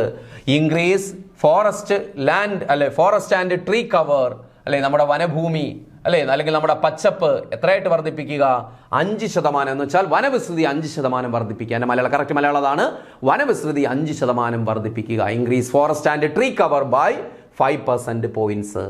അടുത്ത് നോക്ക്, attain WHO standards of air quality in all major cities by 2011-12. attain WHO standards, നമ്മുടെ വേൾഡ്, അല്ലേ, health organisation, world health organisation ചില സ്റ്റാൻഡേർഡുകൾ, എയർ ക്വാളിറ്റി, ഓരോ രാജ്യത്തും എയർ ക്വാളിറ്റി. ഇപ്പം നമുക്കറിയാം ഡൽഹിയിലൊക്കെ ഫേസ് ചെയ്യുന്ന പ്രശ്നങ്ങൾ, അല്ലേ, മഞ്ഞും അതുപോലെ മലിനീകരണവും കൂടെ ചേർന്ന് അവിടെ ആകെ പ്രശ്നങ്ങളായിരിക്കുകയാണ്. അവിടുത്തെ സ്കൂളുകളൊക്കെ അടച്ചിട്ടിരിക്കുകയാണ്, അവിടുത്തെ ഫാക്ടറികൾക്കൊന്നും പ്രവർത്തിക്കാൻ പറ്റുന്നില്ല, ആകെ പ്രശ്നമായിട്ട് കിടക്കുകയാണ്, വാഹനങ്ങൾക്കൊന്നും പോകാൻ പറ്റുന്നില്ല. അപ്പോൾ അതുപോലെ നമ്മുടെ നഗരങ്ങളിൽ മലിനീകരണ പ്രശ്നമുണ്ട്. അതുകൊണ്ട് ഈ മലിനീകരണം പരിഹരിക്കാനായിട്ട് എയർ ക്വാളിറ്റിക്ക് ഒരു സ്റ്റാൻഡേർഡ് നിശ്ചയിച്ചിട്ടുണ്ട്. ആര്? WHO. ഓരോ രാജ്യങ്ങൾക്കും സ്റ്റാൻഡേർഡ് നിശ്ചയിച്ചിട്ടുണ്ട്. ആ WHO നിശ്ചയിച്ച സ്റ്റാൻഡേർഡ് എയർ ക്വാളിറ്റിയുടെ സ്റ്റാൻഡേർഡ് വായു ഗുണനിലവാരത്തിന്റെ സ്റ്റാൻഡേർഡ് എവിടെ? In all major cities by 2011-12. 2011-12 കൂടി, അതായത് 11th 5 പ്ലാൻ അവസാനിക്കുന്നതോടുകൂടി WHO എയർ ക്വാളിറ്റിക്ക് WHO നിശ്ചയിച്ചിട്ടുള്ള സ്റ്റാൻഡേർഡ് അച്ചീവ് ചെയ്യുക. Industry target growth of 10 to 11%. Industry target growth, വ്യവസായ മേഖലയുടെ വളർച്ചാ നിരക്ക് 10% മുതൽ 11% വരെ വളർച്ചാ നിരക്ക് കൈവരിക്കുക. ഇൻഡസ്ട്രിയിൽ ടാർഗറ്റ് ഗ്രോത്ത് റേറ്റ് എന്ന് പറയുന്നത് 10 to 11%. അഗ്രികൾച്ചർ സെക്ടറിൽ എത്രയാണ്? 4% വളർച്ചാ നിരക്ക് കൈവരിക്കുക. അതുപോലെ ഇൻഡസ്ട്രിയൽ സെക്ടറിൽ എത്ര ശതമാനം? 10 മുതൽ 11% വരെ വളർച്ചാ നിരക്ക് കൈവരിക്കുക. സർവീസ് സെക്ടറിലെ ടാർഗറ്റ് ഗ്രോത്ത് റേറ്റ് എത്രയാണ്? 9 to 11. ഇൻഡസ്ട്രിയൽ സെക്ടറിൽ 10 മുതൽ 11% വരെ വളർച്ചാ നിരക്ക് കൈവരിക്കുക. സർവീസ് സെക്ടറിലെ ടാർഗറ്റ് 9 മുതൽ 11% വരെ വളർച്ചാ നിരക്ക് കൈവരിക്കുക. അപ്പോൾ ഓരോ സെക്ടറിലെയും ഗ്രോത്ത് എന്ന് പറഞ്ഞിട്ടുണ്ട്. അപ്പോൾ എടുത്ത് ചോദിക്കാം, ഓവറാൾ GDP ഗ്രോത്ത് റേറ്റ് എത്രയാണ്? 9% നമ്മൾ ടാർഗറ്റ് ചെയ്ത്. നമ്മൾ ഫസ്റ്റ് പോയിന്റ് ഓർമ്മയുണ്ടോ? ഫസ്റ്റ് പോയിന്റ് പറഞ്ഞത്. പിന്നെ പറഞ്ഞ അഗ്രികൾച്ചർ സെക്ടറിന്റെ ടാർഗറ്റ് ഗ്രോത്ത് റേറ്റ് എത്രയാണ്? 4% ആണ്. ഇപ്പോൾ ഇതാ പറയുന്നു ഇൻഡസ്ട്രിയൽ സെക്ടറിന്റെ ടാർഗറ്റ് ഗ്രോത്ത് റേറ്റ് 10 to 11%. അതുപോലെ സർവീസ് സെക്ടറിന് 9 to 11%. ഓക്കെ, അപ്പോൾ ഇത്രയുമാണ് പ്രധാനപ്പെട്ട ടാർഗറ്റുകൾ എന്ന് പറയുന്നത്. 27 പോയിന്റ്സ് ഇതിനകത്ത് ഇല്ല, 10-18 പോയിന്റ്സ് ആണ് ഉൾപ്പെടെ. ഏറ്റവും പ്രധാനപ്പെട്ടത് മാത്രമേ ഉൾപ്പെടുത്തിയിട്ടുള്ളൂ. ഇത് ഞാൻ നിങ്ങളുടെ അടുത്ത് കാണാതെ പഠിക്കണമെന്ന് ഞാൻ പറയുന്നില്ല, പക്ഷേ ഇത് വായിച്ച് മനസ്സിലാക്കി വയ്ക്കുക. ഇത് ഓർക്കുക, ഈ ടാർഗറ്റുകളൊക്കെ ഏതുമായി ബന്ധപ്പെട്ടതാണ്. കാരണം ഇതുവരെയുള്ള 5 പ്ലാനിലൊന്നും ഇതുപോലുള്ള ഒരു സ്പെസിഫിക് ആയിട്ടുള്ള ടാർഗറ്റുകൾ നമ്മൾ പറഞ്ഞിട്ടില്ല. GDP ഗ്രോത്ത് റേറ്റ് അതൊക്കെ നമ്മൾ പറഞ്ഞിട്ടുള്ളൂ. പക്ഷേ ഇവിടെ അങ്ങനെയല്ല. ഓരോ സെക്ടേഴ്സിനും 6 കാറ്റഗറി ആയിട്ട് തിരിച്ചിട്ട് അതിന് ഓരോന്നിനും പ്രത്യേകം ടാർഗറ്റുകൾ നിശ്ചയിച്ചിരിക്കുന്നു. അതുകൊണ്ടാണ് ഇതിങ്ങനെ 6 കാറ്റഗറി ആയിട്ട് നിശ്ചയിച്ചിട്ട് ഇത്രയും ടാർഗറ്റ് നിശ്ചയിച്ചു. ഓരോ സെക്ടേഴ്സിനും ടാർഗറ്റ് നിശ്ചയിച്ചിട്ടില്ലേ? അതാണ് ഇൻക്ലൂസീവ് ഗ്രോത്ത്, സമഗ്ര വികസനം എന്ന് പറയുന്നത്. ഏതെങ്കിലും സ്പെസിഫിക് ആയിട്ടുള്ള ഒരു സെക്ടേഴ്സിനെ മാത്രം കോൺസെൻട്രേറ്റ് ചെയ്യാതെ ഇതുപോലെ എല്ലാ മേഖലകളെയും കൂടി ഉള്ള വളർച്ച, അതാണ് അവരുടെ തീം. ആദ്യം നമ്മൾ പറഞ്ഞ സ്ലോഗൻ ഏതാണ്? Faster and more inclusive growth. മനസ്സിലായില്ലേ? അതാണ് ഇതുകൊണ്ട് ഉദ്ദേശിക്കുന്നത്. പിടികിട്ടിയല്ലോ? അപ്പോൾ ഇതാണ് ടാർഗറ്റ്. അപ്പോൾ ഇത് കാണാതെ പഠിക്കാൻ ബോറിംഗ് ആയിരിക്കും, പക്ഷേ ഇത് വായിച്ച് മനസ്സിലാക്കി വയ്ക്കുക. ഇത് കേൾക്കുമ്പോൾ അറിയാൻ പറ്റണം, ക്വസ്റ്റ്യൻ കാണുമ്പോൾ അറിയാൻ പറ്റണം ഇത് 11th 5 ഇയർ പ്ലാനുമായി ബന്ധപ്പെട്ടതാണെന്ന്. ക്ലിയർ? അപ്പോൾ പിന്നെ പ്രത്യേകിച്ച് ഈ അഗ്രികൾച്ചർ സെക്ടറിൻ്റെയും അതുപോലെ ഇൻഡസ്ട്രിയൽ സെക്ടർ, സർവീസ് സെക്ടറിൻ്റെ ടാർഗറ്റ് ഗ്രോത്ത് റേറ്റ് ഒന്ന് കൃത്യമായിട്ട് പഠിച്ചിരിക്കുക. അതുപോലെ ഏതാണ് ഈ ഫോറസ്റ്റ് കവർ, വനവിസ്തൃതി 5% വർദ്ധിപ്പിക്കുക, അത് പ്രീവിയസ് ക്വസ്റ്റ്യൻ ആണ്, അത് മനസ്സിലാക്കിയിരിക്കുക. അതുപോലെ വിമൻ 33%, സ്ത്രീകൾക്ക് ഗവൺമെൻറ് സ്കീമിൽ 33% സംവരണം, ഇതൊക്കെ പ്രധാനപ്പെട്ട പോയിന്റ്സ് ആണ്. അതൊക്കെ മനസ്സിലാക്കി വെച്ചിരിക്കുക. അതൊക്കെ കാണാതെ പഠിക്കുക, ബാക്കിയുള്ളത് വായിച്ച് മനസ്സിലാക്കുക. ഓക്കെ, ഇനി നമ്മൾ പറയുന്ന അച്ചീവ്മെന്റ്സ് ആണ്, നേട്ടങ്ങളാണ്. 11th 5 ഇയർ പ്ലാന്റെ നേട്ടങ്ങൾ എന്തൊക്കെയാണത്? ഈ 11th 5 ഇയർ പ്ലാനിലൂടെ നമ്മൾ അച്ചീവ് ചെയ്തു. നോക്ക്, during this period India achieved A record growth rate of 8%. Target എത്രയായിരുന്നു? 9% ടാർഗറ്റ്. പക്ഷേ നമ്മളെന്താണ് 8% നമ്മൾ അച്ചീവ് ചെയ്തു. ഇപ്പോൾ ടാർഗറ്റ് ഉയർന്ന ടാർഗറ്റാണ് നമ്മൾ നിശ്ചയിച്ചത്. കാരണം എന്താണ്? ഈ ന്യൂ ഇക്കണോമിക് പോളിസിയൊക്കെ കഴിഞ്ഞ് അതിൻ്റെ മാറ്റങ്ങളൊക്കെ കണ്ടു തുടങ്ങിയ സമയമാണ്. അതുകൊണ്ടാണ് നമ്മൾ ഹൈ ഗ്രോത്ത് റേറ്റ് ടാർഗറ്റ് ആയിട്ട് വച്ചത്. അപ്പോൾ അതിൻ്റെ ഫലമായിട്ട് എന്ത് ചെയ്തു? നമ്മൾ 8%, അതായത് സർവ്വകാല റെക്കോർഡിലേക്ക് ഒരു 8%, 7.9, 8%, അറൗണ്ട് 8% വളർച്ചാ നിരക്ക് കൈവരിക്കാൻ ഈ പദ്ധതിക്ക് കഴിഞ്ഞു. അതായത് റെക്കോർഡ് ഗ്രോത്ത് റേറ്റ് ആയിരുന്നു ഈ പദ്ധതി കാലഘട്ടത്തിൽ നമുക്ക് നേടിയെടുക്കാൻ സാധിച്ചത്. അപ്പോൾ ഏറ്റവും വലിയ നേട്ടം എന്താണ്? India achieved A record growth rate. India എന്ത് നേടിയെടുത്തു? ഒരു റെക്കോർഡ് ഗ്രോത്ത് റേറ്റ് നേടിയെടുത്തു. എത്ര ശതമാനം? 8% എന്ന് പറയുന്ന ഒരു സർവ്വകാല റെക്കോർഡായ 8% GDP ഗ്രോത്ത് റേറ്റ് നേടിയെടുക്കാൻ ഏത് പദ്ധതിയിൽ കഴിഞ്ഞു? 11th 5 ഇയർ പ്ലാനിൽ കഴിഞ്ഞു. ക്ലിയർ ആണല്ലോ? ഇനി this 5 year plan witnessed the highest growth rate in India. നമ്മൾ പറഞ്ഞില്ലേ ഏറ്റവും ഉയർന്ന വളർച്ചാ നിരക്ക് രേഖപ്പെടുത്തിയ 5 ഇയർ പ്ലാൻ ആണ് ഏത്? 11th 5 year plan. Point not ചെയ്യുക, പഠിക്കുക, കൃത്യമായിട്ട് പഠിക്കുക. ദിസ് 5 ഇയർ പ്ലാൻ വിറ്റ്നസ്ഡ്, ഈ 5 ഇയർ പ്ലാൻ വിറ്റ്നസ്ഡ്, സാക്ഷ്യം വഹിച്ചു എന്തിന്? The highest growth rate in India. ഇന്ത്യയിലെ ഏറ്റവും ഉയർന്ന വളർച്ചാ നിരക്ക് നേടിയെടുത്ത ഒരു 5 ഇയർ പ്ലാൻ ആയിട്ട് ഏത് മാറി? 11th 5 year plan മാറുകയുണ്ടായി. അപ്പോൾ ഇനി നമ്മൾ ഓരോ വർഷവും ബേസ് ചെയ്ത് പറയുകയാണ്. 2007 എന്താണ്? ദ ബാങ്കിങ് റെഗുലേഷൻ അമെൻമെന്റ് ആക്ട് 2007. ബാങ്കിങ് റെഗുലേഷൻ അമെൻമെന്റ് ആക്ട് ആണ്. ബാങ്കിങ് റെഗുലേഷൻ ആക്ട് അല്ല, ബാങ്കിങ് റെഗുലേഷൻ അമെൻമെന്റ് ആക്ട് 2007. 2007 ബാങ്കിങ് റെഗുലേഷൻ അമെൻമെന്റ് ആക്ട് പാസ്സാക്കുകയുണ്ടായത് ഈ 11ാം പഞ്ചവത്സര പദ്ധതി കാലത്ത്. അതിന്റെ തുടക്കത്ത് 2007 എന്ത് ചെയ്തു? ഒരു അമെൻമെന്റ്, ഒരു ഭേദഗതി നിയമം, ബാങ്കിങ് റെഗുലേഷൻ അമെൻമെന്റ് ആക്ട്, ബാങ്കിങ് റെഗുലേഷൻ ഭേദഗതി നിയമം 2007 നിലവിൽ വന്നു. ഒറിജിനൽ ആക്ട് പാസ്സാക്കിയത് 1949, അതായത് ബാങ്കിങ് റെഗുലേഷൻ ആക്ട് എന്ന് പറയും. Banking regulation act 1949 പാസ്സാക്കിയതാണ്. ബാങ്കുകളുമായി ബന്ധപ്പെട്ട്, ബാങ്കുകളുടെ പ്രവർത്തനവുമായി ബന്ധപ്പെട്ട നിയമമാണ് ബാങ്കിങ് റെഗുലേഷൻ ആക്ട്. അത് 49 അത് ഓർത്തു വെച്ചിരിക്കുക. അതിനെ പിന്നീട് അമെൻഡ് ചെയ്തത് 2007 ഈ കാലഘട്ടത്തിലാണ്. 11th 5 ഇയർ പ്ലാൻ പീരീഡിലാണ് അതിനെ അമെൻഡ് ചെയ്തത്. ഇനി 2007 മറ്റൊരു പ്രധാനപ്പെട്ട ഇൻസിഡന്റ് ആണ് national rural employment guarantee extension to Jammu and Kashmir act 2007. അപ്പോൾ national rural employment guarantee act 2005 all India തലത്തിൽ കൊണ്ടുവന്നത്, പാസ്സാക്കിയത് 2005 നമ്മൾ നേരത്തെ പറഞ്ഞിട്ടുണ്ട്. എന്നാൽ ഇവിടെ എന്താണ് ഈ നിയമത്തിന്റെ പ്രത്യേകത? നോക്ക്, ഇത് പ്രീവിയസ് ക്വസ്റ്റ്യൻ കൂടിയാണ്. The national rural employment guarantee act ആണ്. പക്ഷേ എവിടത്തേക്ക് ബാധകമായ ആക്ട്?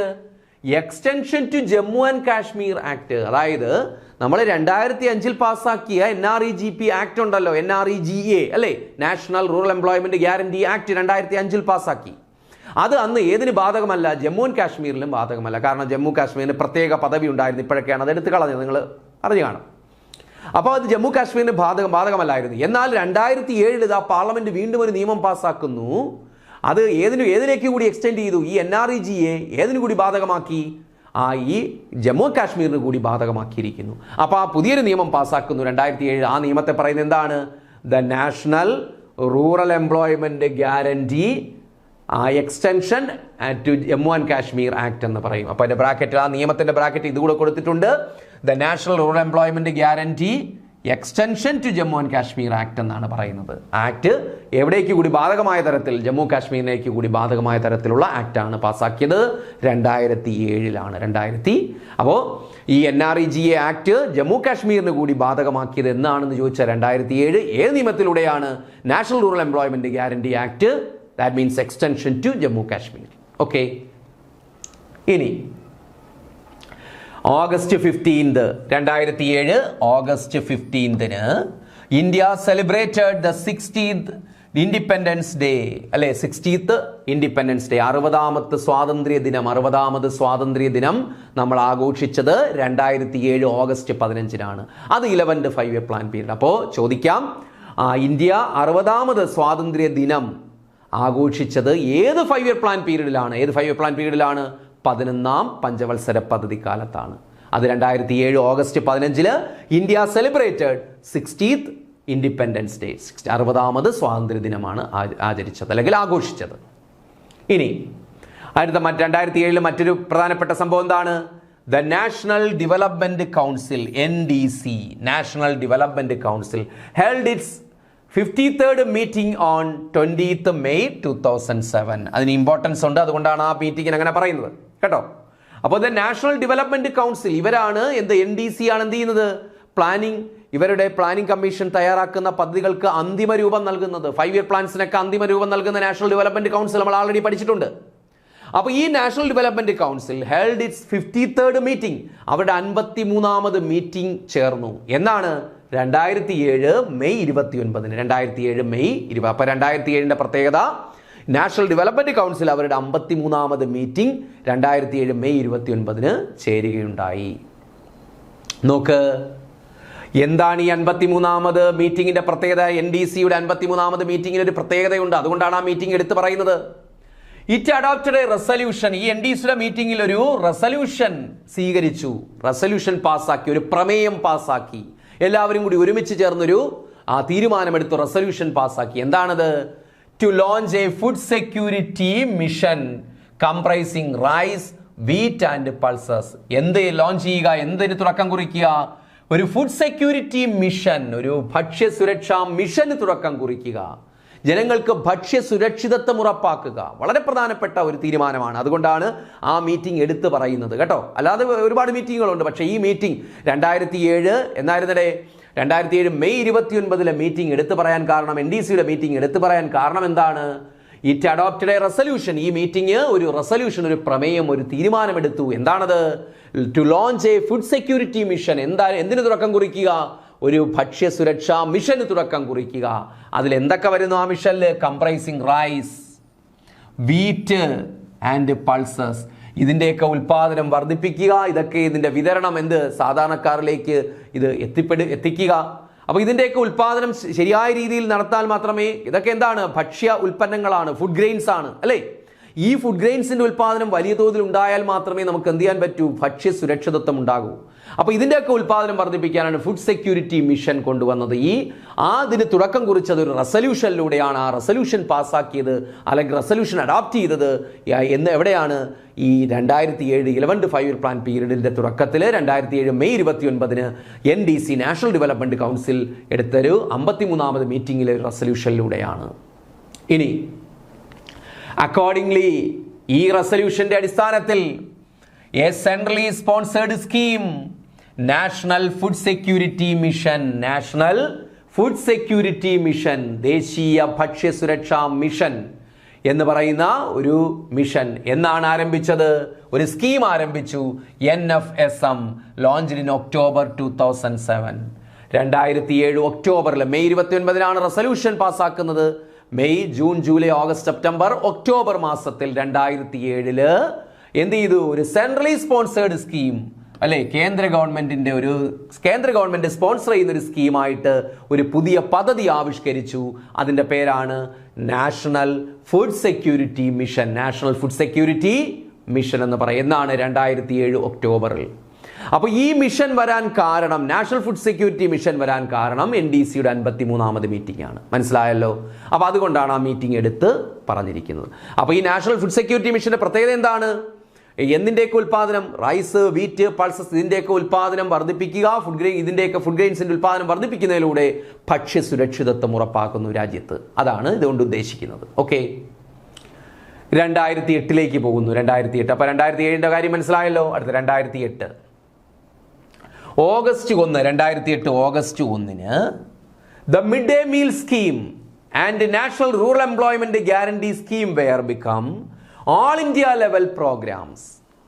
അപ്പോൾ 2008 August 1 mid day meal scheme, 95 ഇന്ത്യയിൽ മിഡ് ഡേ മീൽ സ്കീം വരുന്നത്. മിഡ് ഡേ മീൽസ് സ്കൂളുകളിലെ ഉച്ചഭക്ഷണ പദ്ധതി ആദ്യം വരുന്ന തമിഴ്നാട്ടിലാണ്, നമ്മൾ പഠിച്ചിട്ടുണ്ടെന്ന് തോന്നുന്നു. അപ്പോൾ ഈ ഉച്ചഭക്ഷണ പദ്ധതി, മിഡ് ഡേ മീൽ സ്കീം, അതുപോലെ national rural employment guarantee scheme, ദേശീയ ഗ്രാമീണ തൊഴിലുറപ്പ് സ്കീം പദ്ധതി 2005 അങ്ങനെ 2005 അത് വന്നത്. അതെന്ത് ചെയ്തു? Became all India level programmes. അപ്പോൾ 2005 നമ്മൾ നേരത്തെ പറഞ്ഞില്ലേ ദേശീയ ഗ്രാമീണ തൊഴിലുറപ്പ് പദ്ധതി നിയമം, ആ പദ്ധതിയും 2005 വന്ന ആ പദ്ധതി NREGP അല്ലെങ്കിൽ NREGPയും അതുപോലെ മിഡ് ഡേ മീൽ സ്കീമും MDMS മിഡ് ഡേ മീൽ സ്കീമും 95 വന്ന മിഡ് ഡേ മീൽ സ്കീമും became all India level programmes. അതെന്തായി മാറി? ഇന്ത്യയിൽ എല്ലായിടത്തും വ്യാപിക്കുന്ന പദ്ധതികളായിട്ട് മാറി. ഏതൊക്കെ? MDMSഉം അതുപോലെ NREGPയും. ഓക്കെ, എന്നാണത്? 2008 August 1. That means during the period of 11th 5-year plan. അടുത്ത നോക്ക്, 2008 മറ്റൊരു പദ്ധതിയാണ് രാഷ്ട്രീയ സ്വാസ്ഥ്യ ബീമാ യോജന. RSBY, രാഷ്ട്രീയ Swasthya Bima Yojana. The scheme was formally launched on October 1, 2007. ഈ സ്കീം ഫോർമലി ഔദ്യോഗികമായിട്ട് ലോഞ്ച് ചെയ്തത് October 1, 2007. Became operational from April 1, 2008. 2008 April 1 മുതലാണ് പ്രവർത്തനം ആരംഭിച്ചത്. അപ്പോൾ മറ്റൊരു സ്കീമാണ് 2008 വന്ന മറ്റൊരു പദ്ധതിയാണ് RSBY, രാഷ്ട്രീയ സ്വാസ്ഥ്യ ബീമാ യോജന. ആ സ്കീം ഫോർമലി ഔദ്യോഗികമായിട്ട് ലോഞ്ച് ചെയ്തത് എന്നാണ്?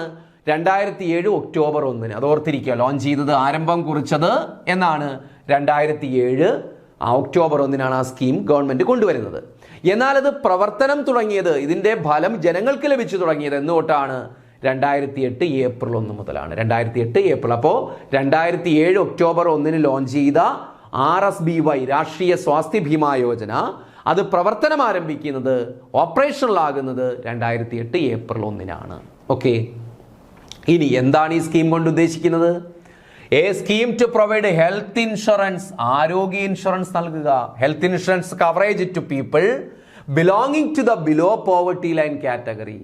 ദാരിദ്ര്യരേഖയ്ക്ക് താഴെയുള്ള ആളുകൾക്ക് ആരോഗ്യ ഇൻഷുറൻസ് കവറേജ് നൽകുന്ന പദ്ധതിയാണ് ഏതെന്ന് പറയുന്നത്? RSBY, രാഷ്ട്രീയ സ്വാസ്ഥ്യ ബീമാ യോജന എന്ന് പറയുന്നത്. അപ്പോൾ ആർക്കാണ്? ദാരിദ്ര്യരേഖയ്ക്ക് താഴെയുള്ള ആളുകൾക്കുള്ള ആരോഗ്യ സുരക്ഷാ പദ്ധതിയാണ്, അല്ലെങ്കിൽ ആരോഗ്യ സുരക്ഷ. അപ്പോൾ പരീക്ഷയ്ക്ക് ചോദിക്കും, രാഷ്ട്രീയ സ്വാസ്ഥ്യ ബീമാ യോജന എന്തുമായി ബന്ധപ്പെട്ടിരിക്കുന്നു? Health insurance. ആർക്ക്? People belonging to the below poverty line. അതെന്നാണ് ഗവൺമെന്റ് ലോഞ്ച് ചെയ്തത്? 2007 ഒക്ടോബർ 1. അത് ഓപ്പറേഷണൽ ആകുന്നത്, പ്രവർത്തനം ആരംഭിക്കുന്നത് 2008 ഏപ്രിൽ 1. ക്ലിയർ ആണല്ലോ? ഇതും 11th 5-year പ്ലാൻ പീരീഡിന്റെ ക്രെഡിറ്റ് ആണ്. ഇനി this scheme is subsumed in Ayushman Bharat national health protection mission from 2018. അപ്പോൾ this scheme is subsumed by Ayushman Bharat. ഈ സ്കീം പിന്നീട് എന്ത് ചെയ്തു? ഏതിൽ ലയിപ്പിച്ചു? മറ്റൊരു പദ്ധതിയിൽ ലയിപ്പിച്ചു, Ayushman Bharat national health protection mission from 2018. 2008 മുതൽ ആരംഭിച്ച മറ്റൊരു പദ്ധതിയുണ്ട്, Ayushman Bharat national health protection mission. അതിൽ എന്ത് ചെയ്തു? സബ്സ്യൂം ചെയ്തു, മീൻസ് അതുമായിട്ട് ഇൻ്റഗ്രേറ്റ് ചെയ്തു, ലയിപ്പിച്ചു ആ പദ്ധതി. ഏത് പദ്ധതി? രാഷ്ട്രീയ സ്വാസ്ഥ്യ ബീമാ യോജന 2018 ആരംഭിച്ച മറ്റൊരു പദ്ധതിയിൽ ലയിപ്പിച്ചു. അതിൻ്റെ പേരെന്താണ്? Ayushman Bharat national health protection mission. അതുകൂടി ഓർത്തിരിക്കുക. ഓക്കെ, ഇനി 2009 പോകുന്നു. നോക്കാം എന്താ 2009 പ്രത്യേകത. ഫെബ്രുവരി 2009 രാഷ്ട്രീയ മാധ്യമിക് ശിക്ഷാ അഭിയാൻ RMSA. നിങ്ങൾ കേട്ട് കാണും, വിദ്യാഭ്യാസവുമായി ബന്ധപ്പെട്ടതാണ്. രാഷ്ട്രീയ മാധ്യമിക് ശിക്ഷാ അഭിയാൻ വാസ് ലോഞ്ച്ഡ്.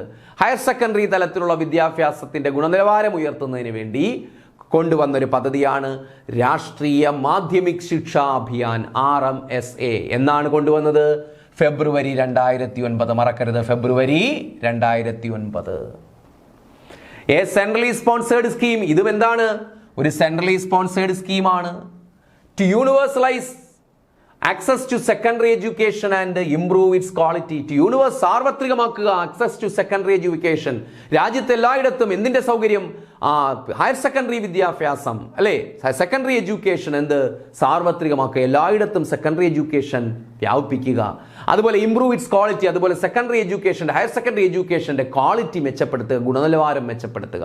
ഇതിനുവേണ്ടി കൊണ്ടുവന്ന പദ്ധതിയാണ് രാഷ്ട്രീയ മാധ്യമിക് ശിക്ഷാ അഭിയാൻ RMSA.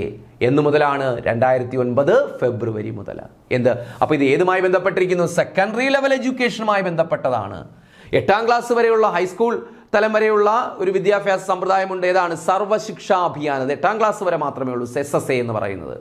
ഇത് ഹയർ സെക്കൻഡറി തലത്തിൽ വന്ന ഒരു പരിഷ്കാരമാണ്, അല്ലെങ്കിൽ ഹയർ സെക്കൻഡറി തലത്തിലുള്ള വിദ്യാഭ്യാസം സാർവത്രികമാക്കുന്നതിനും അതിൻ്റെ ഗുണനിലവാരം മെച്ചപ്പെടുത്തുന്നതിനുമായി കൊണ്ടുവന്നൊരു പദ്ധതിയാണ് ഏത്? രാഷ്ട്രീയ മാധ്യമിക് ശിക്ഷാ അഭിയാൻ എന്ന് പറയുന്നത്. ഓക്കെ, ഇനി സമഗ്ര ശിക്ഷാ അഭിയാൻ ഞാൻ പറഞ്ഞില്ലേ, SSA സമഗ്ര ശിക്ഷാ Abhiyan subsumed RMSA and SSA in 2018. അപ്പോൾ സമഗ്ര ശിക്ഷാ Abhiyan subsumed RMSA and SSA in 2018. അപ്പോൾ സമഗ്ര ശിക്ഷാ അഭിയാൻ നേരത്തെ ഉണ്ടൊരു പദ്ധതിയാണ് എന്ന് പറയുന്നത് സമഗ്ര ശിക്ഷാ അഭിയാൻ. അതെന്ത് ചെയ്തു? Subsumed RMSA and SSA in 2008. അപ്പോൾ അടുത്ത പോയിന്റ് നോക്ക്, സമഗ്ര ശിക്ഷാ Abhiyan subsumed RMSA Rashtriya Madhyamik Shiksha Abhiyan and Sarva Shiksha Abhiyan in 2018. 2018 ആയപ്പോഴേക്കും ഈ RMSA എന്താണ്? ഹയർ സെക്കൻഡറി തലത്തിലായിരുന്നു. അതുപോലെ എന്താണ്? 8ാം ക്ലാസ് വരെയാണ് SSA സർവശിക്ഷാ അഭിയാൻ. അപ്പോൾ ഇത് രണ്ടും കൂടി എന്ത് ചെയ്തു? സബ്സ്യൂം ചെയ്തു, ലയിച്ചു. ഏതിൽ ജയിച്ചു? സമഗ്ര ശിക്ഷാ അഭിയാനിൽ ലഭിച്ചു. പുതിയൊരു സ്കീമാണ് സമഗ്ര ശിക്ഷാ അഭിയാനിൽ ലയിച്ചു. എന്നാണ്? 2018. അത് ഓർത്തിരിക്കുമല്ലോ. അപ്പോൾ 2009 രാഷ്ട്രീയ മാധ്യമിക് ശിക്ഷാ അഭിയാൻ ലോഞ്ച് ചെയ്യുന്നത്. ഇതൊരു സെൻട്രലി സ്പോൺസേഡ് സ്കീമാണ്. അതിൻ്റെ ഉദ്ദേശം എന്താണ്? Universalise access to secondary education and improve its quality. അത് പിന്നീട് എന്ത് ചെയ്തു? RMSAയും അതുപോലെ നേരത്തെ ഉണ്ടായിരുന്ന പദ്ധതിയാണ് SSAയും സർവശിക്ഷാ അഭിയാനും അത് 2018 ഏത് സബ്സ്യൂം ചെയ്ത് ഏത് ലയിച്ചു? സമഗ്ര ശിക്ഷാ അഭിയാനിൽ അല്ലെ, സമഗ്ര ശിക്ഷാ അഭിയാനിൽ ലയിച്ചു. ക്ലിയർ ആണല്ലോ. ഇനി August 2009 right to children to free and compulsory education RTE act was passed by parliament. അപ്പോൾ 2009 ഒരു സുപ്രധാനമായ നിയമം പാസ്സാക്കുന്നു. പ്രീവിയസ് ക്വസ്റ്റ്യൻ ഒത്തിരി തവണ ചോദിച്ചിട്ടുണ്ട്. August 2009 right to children to free and compulsory education RTE act എന്ന് പറയാം. റൈറ്റ് ടു എഡ്യൂക്കേഷൻ ആക്ട് എന്ന് പറയാം. Right to education act. Right to children to free and compulsory education, സൗജന്യവും അല്ലെ കുട്ടികൾക്ക് വിദ്യാർത്ഥികൾക്ക് സൗജന്യവും നിർബന്ധിതവുമായ വിദ്യാഭ്യാസം. Right to children right of children to free and compulsory education. Right of children to free and compulsory, സൗജന്യവും നിർബന്ധിതവുമായ വിദ്യാഭ്യാസം ഉറപ്പാക്കുന്ന നിയമം എന്നാണ് പാസ്സാക്കിയത്? ഓഗസ്റ്റ് 2009 പാർലമെന്റ് പാസ്സാക്കുന്നത് RTE ആക്ട് എന്ന് പറയും. Right to education act. Right to education act. നോക്ക്, എന്താണ് ഇതുകൊണ്ട് ഉദ്ദേശിക്കുന്നത്? It made elementary education a fundamental right. ഇത് പ്രാഥമിക വിദ്യാഭ്യാസം എന്താക്കി? എലമെന്ററി എഡ്യൂക്കേഷൻ എന്താക്കി മാറ്റി? ഒരു ഫണ്ടമെന്റൽ റൈറ്റ്. ഈ നിയമത്തിലൂടെ പ്രാഥമിക വിദ്യാഭ്യാസം ഒരു മൗലികാവകാശമായി മാറി. എലമെന്ററി എഡ്യൂക്കേഷൻ എന്തായി മാറി? ഒരു ഫണ്ടമെന്റൽ റൈറ്റ് ആയി മാറി. പ്രാഥമിക വിദ്യാഭ്യാസം ഒരു മൗലികാവകാശം for every child between the age of 6 and 14 years.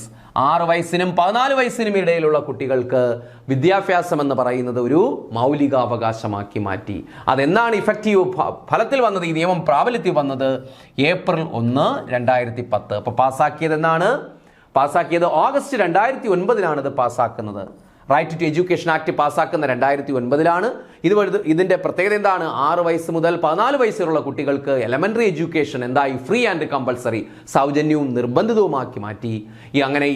ഈ നിയമം പ്രാബല്യത്തിൽ വന്നത് 2010 ഏപ്രിൽ 1 മുതലാണ്. 2010 ഏപ്രിൽ 1 മുതലാണത് പ്രാബല്യത്തിൽ വന്നത്. മറക്കരുത്, പാസ്സാക്കിയത് 2009 പ്രാബല്യത്തിൽ വന്നത് 2010 ഏപ്രിൽ 1 മുതലുമാണ്.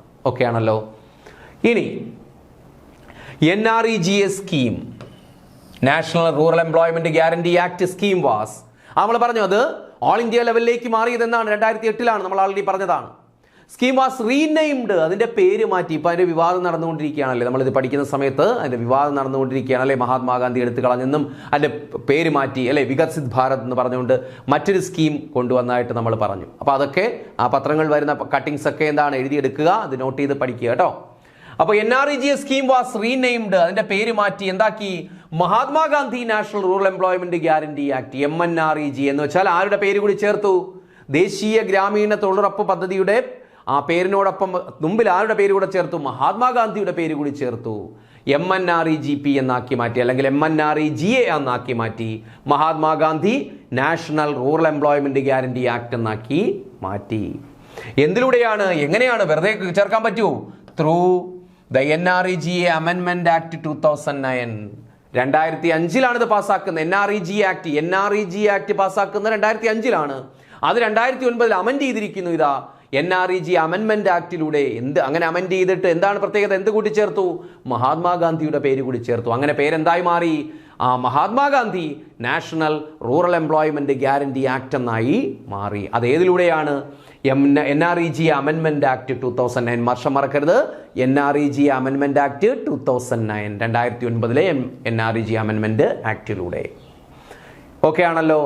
അപ്പോൾ ഇതൊക്കെ 11th 5-year പ്ലാൻ പീരീഡിന്റെ പ്രത്യേകതകളാണ്. ഇതാ അടുത്ത സുപ്രധാനമായൊരു പോയിന്റ്.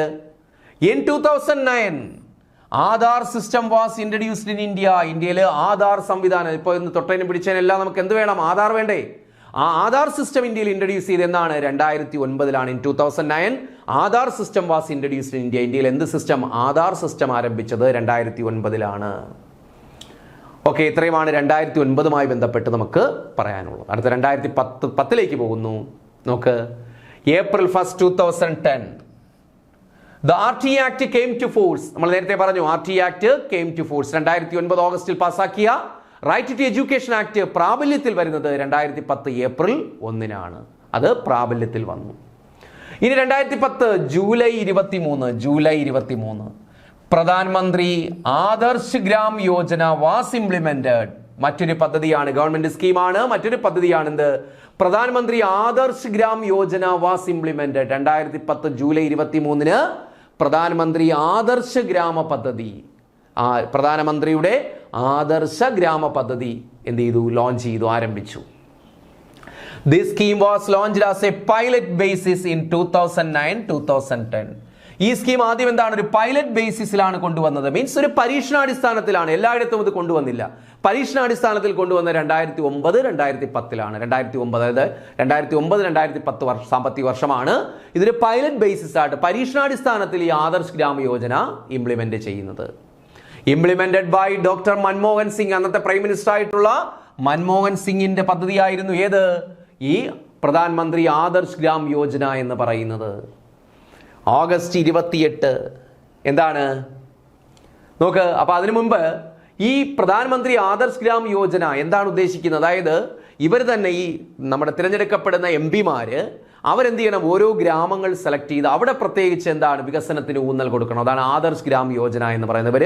ഓരോ ഗ്രാമങ്ങൾ സെലക്ട് ചെയ്തിട്ട് അവിടെ എന്താണ് വികസന പ്രവർത്തനങ്ങൾക്ക് ഊന്നൽ കൊടുക്കുക എന്ന് വെച്ചാൽ അവികസിതമായ ഗ്രാമങ്ങൾ തിരഞ്ഞെടുത്തിട്ട് മാതൃകാ ഗ്രാമങ്ങളാക്കി മാറ്റുക, വില്ലേജുകളാക്കി മാറ്റുക, അവിടെ വികസനം കൊണ്ടുവരിക. അത് പദ്ധതിയാണിത്. അതാണ് ആദർശ് ഗ്രാം പദ്ധതി എന്ന് പറയുന്നത്. ഇനി 2010 August 28 Mahatma Gandhi national rural employment guarantee scheme was implemented in urban areas of Kerala. ഓർക്കുക, ഈ Mahatma Gandhi national rural employment guarantee scheme implemented in urban area. എവിടേക്ക് കൂടി വ്യാപിപ്പിച്ചു അത്? Urban area. എവിടത്തെ? ഇൻ കേരള, അല്ലെ? കേരളത്തിലെ അർബൻ ഏരിയ, നഗരപ്രദേശങ്ങളിലേക്ക് കൂടി 2010 ഓഗസ്റ്റ് 28 ആയപ്പോഴേക്കും 2008 എല്ലായിടത്തും, കേരളം ഉൾപ്പെടെയുള്ള എല്ലായിടത്തേക്കും അത് വ്യാപിച്ചു. 2010 ഓഗസ്റ്റ് 28 നമ്മൾ, അല്ലെ, കേരളീയർ എന്ത് ചെയ്തു? കേരള ഗവൺമെന്റ് ഈ ദേശീയ ഗ്രാമീണ മഹാത്മാഗാന്ധി ദേശീയ ഗ്രാമീണ തൊഴിലുറപ്പ് പദ്ധതി എവിടേക്ക് കൂടി വ്യാപിപ്പിച്ചു? നമ്മുടെ കേരളത്തിന്റെ നഗരപ്രദേശങ്ങളിലേക്ക് കൂടി വ്യാപിപ്പിച്ചു. കാരണം നഗരപ്രദേശങ്ങളിലെ തൊഴിലില്ലായ്മ ചെയ്യുന്നതിന് വേണ്ടി. The name of the scheme Ayyankali urban employment guarantee scheme. ഈ ദേശീയ ഗ്രാമീണ തൊഴിലുറപ്പ് പദ്ധതി തന്നെയാണ്. അതേ വേതന നിരക്കും അതേ പ്രൊവിഷൻസും എല്ലാ വ്യവസ്ഥകളും സെയിം തന്നെയാണ്. പക്ഷേ അതിന്റെ പേരിൽ ചെറിയൊരു വ്യത്യാസമുണ്ട്. എന്താണ് പേര്? Ayyankali urban employment guarantee scheme. Ayyankali urban employment guarantee scheme. ഒരിക്കൽ നമ്മളെ പറ്റിക്കാനായിട്ട് എക്സാമിനൊരിക്കൽ ചോദിച്ചാണ് അയ്യങ്കാളി അർബൻ എംപ്ലോയ്മെന്റ് ഗ്യാരണ്ടി സ്കീമിന്റെ വേതനം എത്രയാണ്? ദിവസ വേതനം എത്രയാണ്? ഈ ദേശീയ ഗ്രാമീണ തൊഴിലുറപ്പ് പദ്ധതിക്ക് കൊടുക്കുന്ന അതേ വേതന നിരക്ക് തന്നെയാണ് ഏതിനുള്ളത്? അയ്യങ്കാളി അർബൻ എംപ്ലോയ്മെന്റ് ഗ്യാരണ്ടി സ്കീമിനുള്ളത്. കാരണം രണ്ടും ഒരു സ്കീമാണ്. കേരളത്തിലെ അർബൻ ഏരിയാസിൽ, കേരളത്തിൽ മാത്രമാണ് ആ പേരിൽ ചേഞ്ച് ഉള്ളത് കേട്ടോ. കേരളത്തിലെ അർബൻ ഏരിയാസിലേക്ക് മാറിയപ്പോൾ അതിന് പേര് അവരൊന്ന് മാറ്റിക്കൊടുത്തു. എന്താണ്? അയ്യങ്കാളി അർബൻ, നമ്മുടെ നവോത്ഥാന നായകനായിട്ടുള്ള അയ്യങ്കാളിയുടെ പേരിട്ടെന്നേ ഉള്ളൂ. Ayyankali urban employment guarantee scheme എന്ന പേര് കൊടുത്തെന്ന് മാത്രം. മനസ്സിലായില്ലേ? പേര് മാത്രം ചേഞ്ച് ചെയ്തു. പക്ഷേ മറ്റുള്ള വ്യവസ്ഥകളെല്ലാം, സേവന വേതന വ്യവസ്ഥകളെല്ലാം എന്ത് തന്നെയാണ്? MNREGA അതേ വ്യവസ്ഥകൾ തന്നെയാണ്. അയ്യങ്കാളി, അപ്പോൾ അതിൻ്റെ പേരെന്താണ്? കേരളത്തിലെ നഗരങ്ങളിൽ ആരംഭിച്ച തൊഴിലുറപ്പ് പദ്ധതിയുടെ പേരെന്താണ്? Ayyankali urban employment guarantee scheme. അത് എന്ത് തന്നെയാണ്? നേരത്തെ പറഞ്ഞ പദ്ധതി തന്നെയാണ്. MNREGA തന്നെയാണ്. പേരിൽ ഒരു ചേഞ്ച് വന്നതേ ഉള്ളൂ. ഓക്കെ. ഇനി 2010 September 29 Aadhaar scheme came to effect. Aadhaar scheme എന്ത് ചെയ്തു? കെയിം ടു ഇഫക്റ്റ്, പ്രാബല്യത്തിൽ വന്നു. സെപ്റ്റംബർ 23, മറക്കരുത്. 2010 September 29 Aadhaar scheme came to effect, അല്ലെങ്കിൽ ആധാർ ലോഞ്ച് ചെയ്തു. അല്ലേ? 2010 ലോഞ്ച് ചെയ്തതെന്ന് പറഞ്ഞു. അത് കൃത്യമായി പറഞ്ഞാൽ ആധാർ സ്കീം ലോഞ്ച് ചെയ്യുന്നത് 2010 സെപ്റ്റംബർ 29, മറക്കരുത്. സെപ്റ്റംബർ 29 ഈ ആധാർ സ്കീം ഇനാഗ്രേറ്റ് ചെയ്തത് ആരാണ്? മൻമോഹൻ സിംഗ് ആണ് ഇത് ഇനാഗ്രേറ്റ് ചെയ്തത്. First UIDA number was issued, അതായത് ആധാർ നമ്പർ ആദ്യമായിട്ട് ഇഷ്യൂ ചെയ്തത് അവിടുത്തെ റെസിഡന്റ് ആണ് നന്ദുബാർ, മഹാരാഷ്ട്ര. എവിടത്തെയാണ്? The first UIDA number was issued to a resident of Nandurbar, Maharashtra. മഹാരാഷ്ട്രയിലെ നന്ദുർബാർ എന്ന് പറയുന്ന സ്ഥലത്തെ റെസിഡന്റിന്, ഒരു വ്യക്തിക്കാണ് എന്ത് ഇഷ്യൂ ചെയ്യുന്നത്? ആ ഗ്രാമത്തിലെ വ്യക്തിക്കാണ് ആദ്യമായിട്ട് Aadhaar number, UIDA number issue ചെയ്യുന്നത്. മഹാരാഷ്ട്രയിലെ നന്ദുർബാർ എന്ന് പറയുന്ന ഗ്രാമത്തിലെ ആ റെസിഡന്റിനാണ്, അവിടെ അധിവസിക്കുന്ന ആളിനാണ് ആദ്യമായിട്ട് ആധാർ നമ്പർ ഇഷ്യൂ ചെയ്തത്. ഓക്കെ. എന്താണ് UIDA ഫുൾ ഫോം? എന്താണ്ട് അതുകൂടെ ഒരിക്കൽ ചോദിച്ചിട്ടുള്ളത്. UIDA ഫുൾ ഫോം എന്താണ്? Unique identification authority of India. Unique identification authority of India. ഈ നമ്പറാണ് ഈ നമ്പറാണ് നമ്മുടെ ആധാർ കാർഡിൽ കാണുന്ന നമ്പർ, ആധാർ നമ്പർ എന്ന് നമ്മൾ പറയുന്നത്. അതിന്റെ ഫുൾ ഫോം എന്താണ്? Unique identification authority of India. UIDA എന്ന് വെച്ചാൽ unique identification authority of India. ഇത് ഉദ്ഘാടനം ചെയ്ത് ഇന്ത്യയിൽ സെപ്റ്റംബർ 29 മൻമോഹൻ സിംഗ് ആണ് ഇത് ഉദ്ഘാടനം ലോഞ്ച് ചെയ്തത്.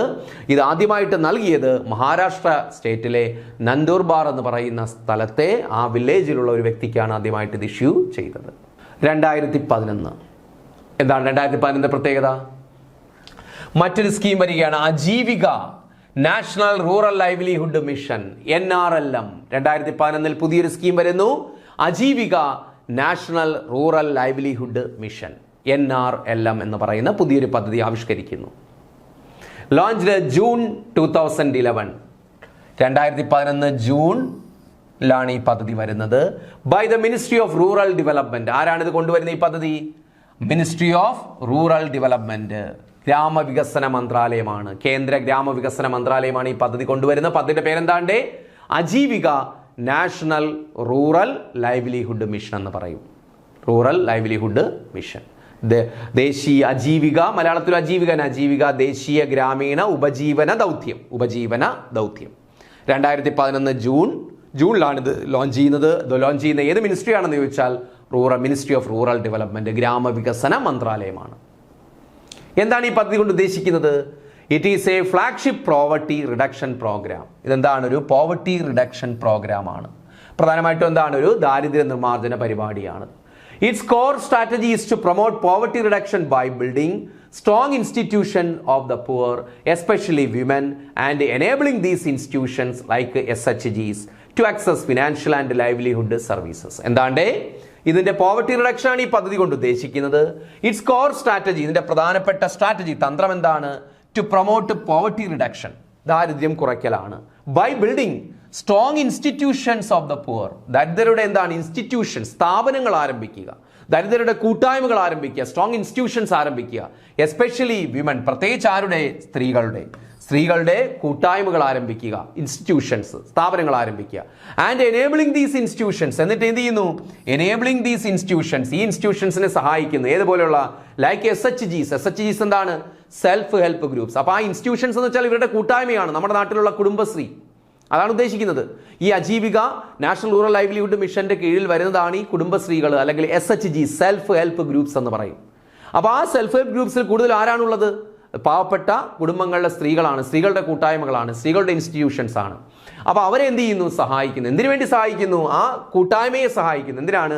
To access financial and livelihood services, അല്ലെ, ധനപരവും അല്ലെങ്കിൽ സാമ്പത്തികവും ഉപജീവന മാർഗങ്ങൾ കണ്ടെത്തുന്നതിന് വേണ്ടി അവർക്ക് സഹായം കൊടുക്കുന്നു. To access financial and livelihood services. അപ്പോൾ ഇതാണ്. അപ്പോൾ ചുരുക്കി പറഞ്ഞ എത്രയേ ഉള്ളൂ, സ്വയം സഹായ സംഘങ്ങൾ പോലെ, കുടുംബശ്രീകൾ പോലെയുള്ള സ്ഥാപനങ്ങൾക്ക് അല്ലെങ്കിൽ സ്ഥാപനങ്ങളിലുള്ള സ്ത്രീകളുടെ കൂട്ടായ്മകൾക്ക് സാമ്പത്തിക സഹായം നൽകിക്കൊണ്ട് ഉപജീവനം കണ്ടെത്താൻ സഹായിക്കുകയും അതുവഴി ദാരിദ്ര്യം കുറയ്ക്കുകയും ചെയ്യുന്ന ഒരു സെൻട്രലി സ്പോൺസേഡ് സ്കീമാണ് Aajeevika national rural livelihood mission എന്ന് പറയുന്നത്. 2011 ജൂണിലാണ് ഇത് ലോഞ്ച് ചെയ്യുന്നത്. മിനിസ്ട്രി ഓഫ് റൂറൽ ഡെവലപ്മെന്റ് ആണ്. അതിന്റെ ആത്യന്തികമായിട്ടുള്ള ഉദ്ദേശം എന്താണ്? Poverty reduction. പ്രത്യേകിച്ച് അത് ടാർഗറ്റ് ചെയ്യുന്ന ആരെയാണ്? സ്ത്രീകളെയാണ്. സ്ത്രീകൾക്ക് ഇൻസ്റ്റിറ്റ്യൂഷൻസ് ആരംഭിക്കുക, അതിനുള്ള സഹായം കൊടുക്കുക. ഇൻസ്റ്റിറ്റ്യൂഷൻസ് എന്ന് വെച്ചാൽ ഏതുപോലുള്ള ഇൻസ്റ്റിറ്റ്യൂഷൻ? ലൈക്ക് SHGs, സ്വയം സഹായ സംഘങ്ങൾ പോലുള്ള ഇൻസ്റ്റിറ്റ്യൂഷൻസ്. അവർക്ക് സാമ്പത്തിക സഹായം നൽകി അവർക്ക് ഉപജീവന മാർഗം കണ്ടെത്താൻ എന്ന് വെച്ചാൽ നമുക്ക് അറിഞ്ഞൂടെ, കുടുംബശ്രീകൾ വഴി ഒരുപാട് കൃഷിപ്പണിയിൽ ഏർപ്പെടുന്നവരുണ്ട്, അല്ലെങ്കിൽ എന്തെങ്കിലുമൊക്കെ ഈ സ്നാക്സ് കമ്പനികൾ നടത്തുന്നവരുണ്ട്, സോപ്പ് കമ്പനി നടത്തുന്നുണ്ട്, ചന്ദനത്തിരി നിർമ്മാണം, ഇങ്ങനെയൊക്കെ ഒരുപാട് പ്രവർത്തനങ്ങളുണ്ട്. അതിനൊക്കെ സഹായം കൊടുക്കുക. It was renamed. ഈ അജീവിക നാഷണൽ റൂറൽ ലൈവ്ലിഹുഡ് മിഷൻ എന്ത് ചെയ്തു? അത് പിന്നീട് എന്ത് ചെയ്തു? അതിന്റെ റീനെയിം, അതിന്റെ പേര് മാറ്റി. 2015 അതിന്റെ പേര് മാറ്റി. എന്താക്കി മാറ്റി? ദീൻ ദയാൽ അന്ത്യോദയ യോജന. ദീൻ ദയാൽ അന്ത്യോദയ യോജന. ചിലർക്കെങ്കിലും തോന്നുന്നുണ്ടാകുമല്ലേ, ഈ പേരുകൾ കേൾക്കുമ്പോൾ നമുക്ക് അല്പം പ്രയാസമായിട്ട് തോന്നും. പക്ഷേ നമുക്ക് പഠിച്ചല്ലേ പറ്റൂ, ജോലി മേടിച്ചല്ലേ പറ്റൂ. അപ്പൊ എന്താണ്ടേ ദീൻ ദയാൽ അന്ത്യോദയ യോജന. അപ്പൊ അജീവിക നാഷണൽ റൂറൽ ലൈവ്ലിഹുഡ് മിഷൻ പിന്നീട് 2015 റീനെയിം ചെയ്ത് ഇപ്പൊ നമ്മളെ മഹാത്മാഗാന്ധിയുടെ പേരെടുത്ത് കളഞ്ഞ് പുതിയ പദ്ധതി കൊണ്ടുവന്നില്ലേ?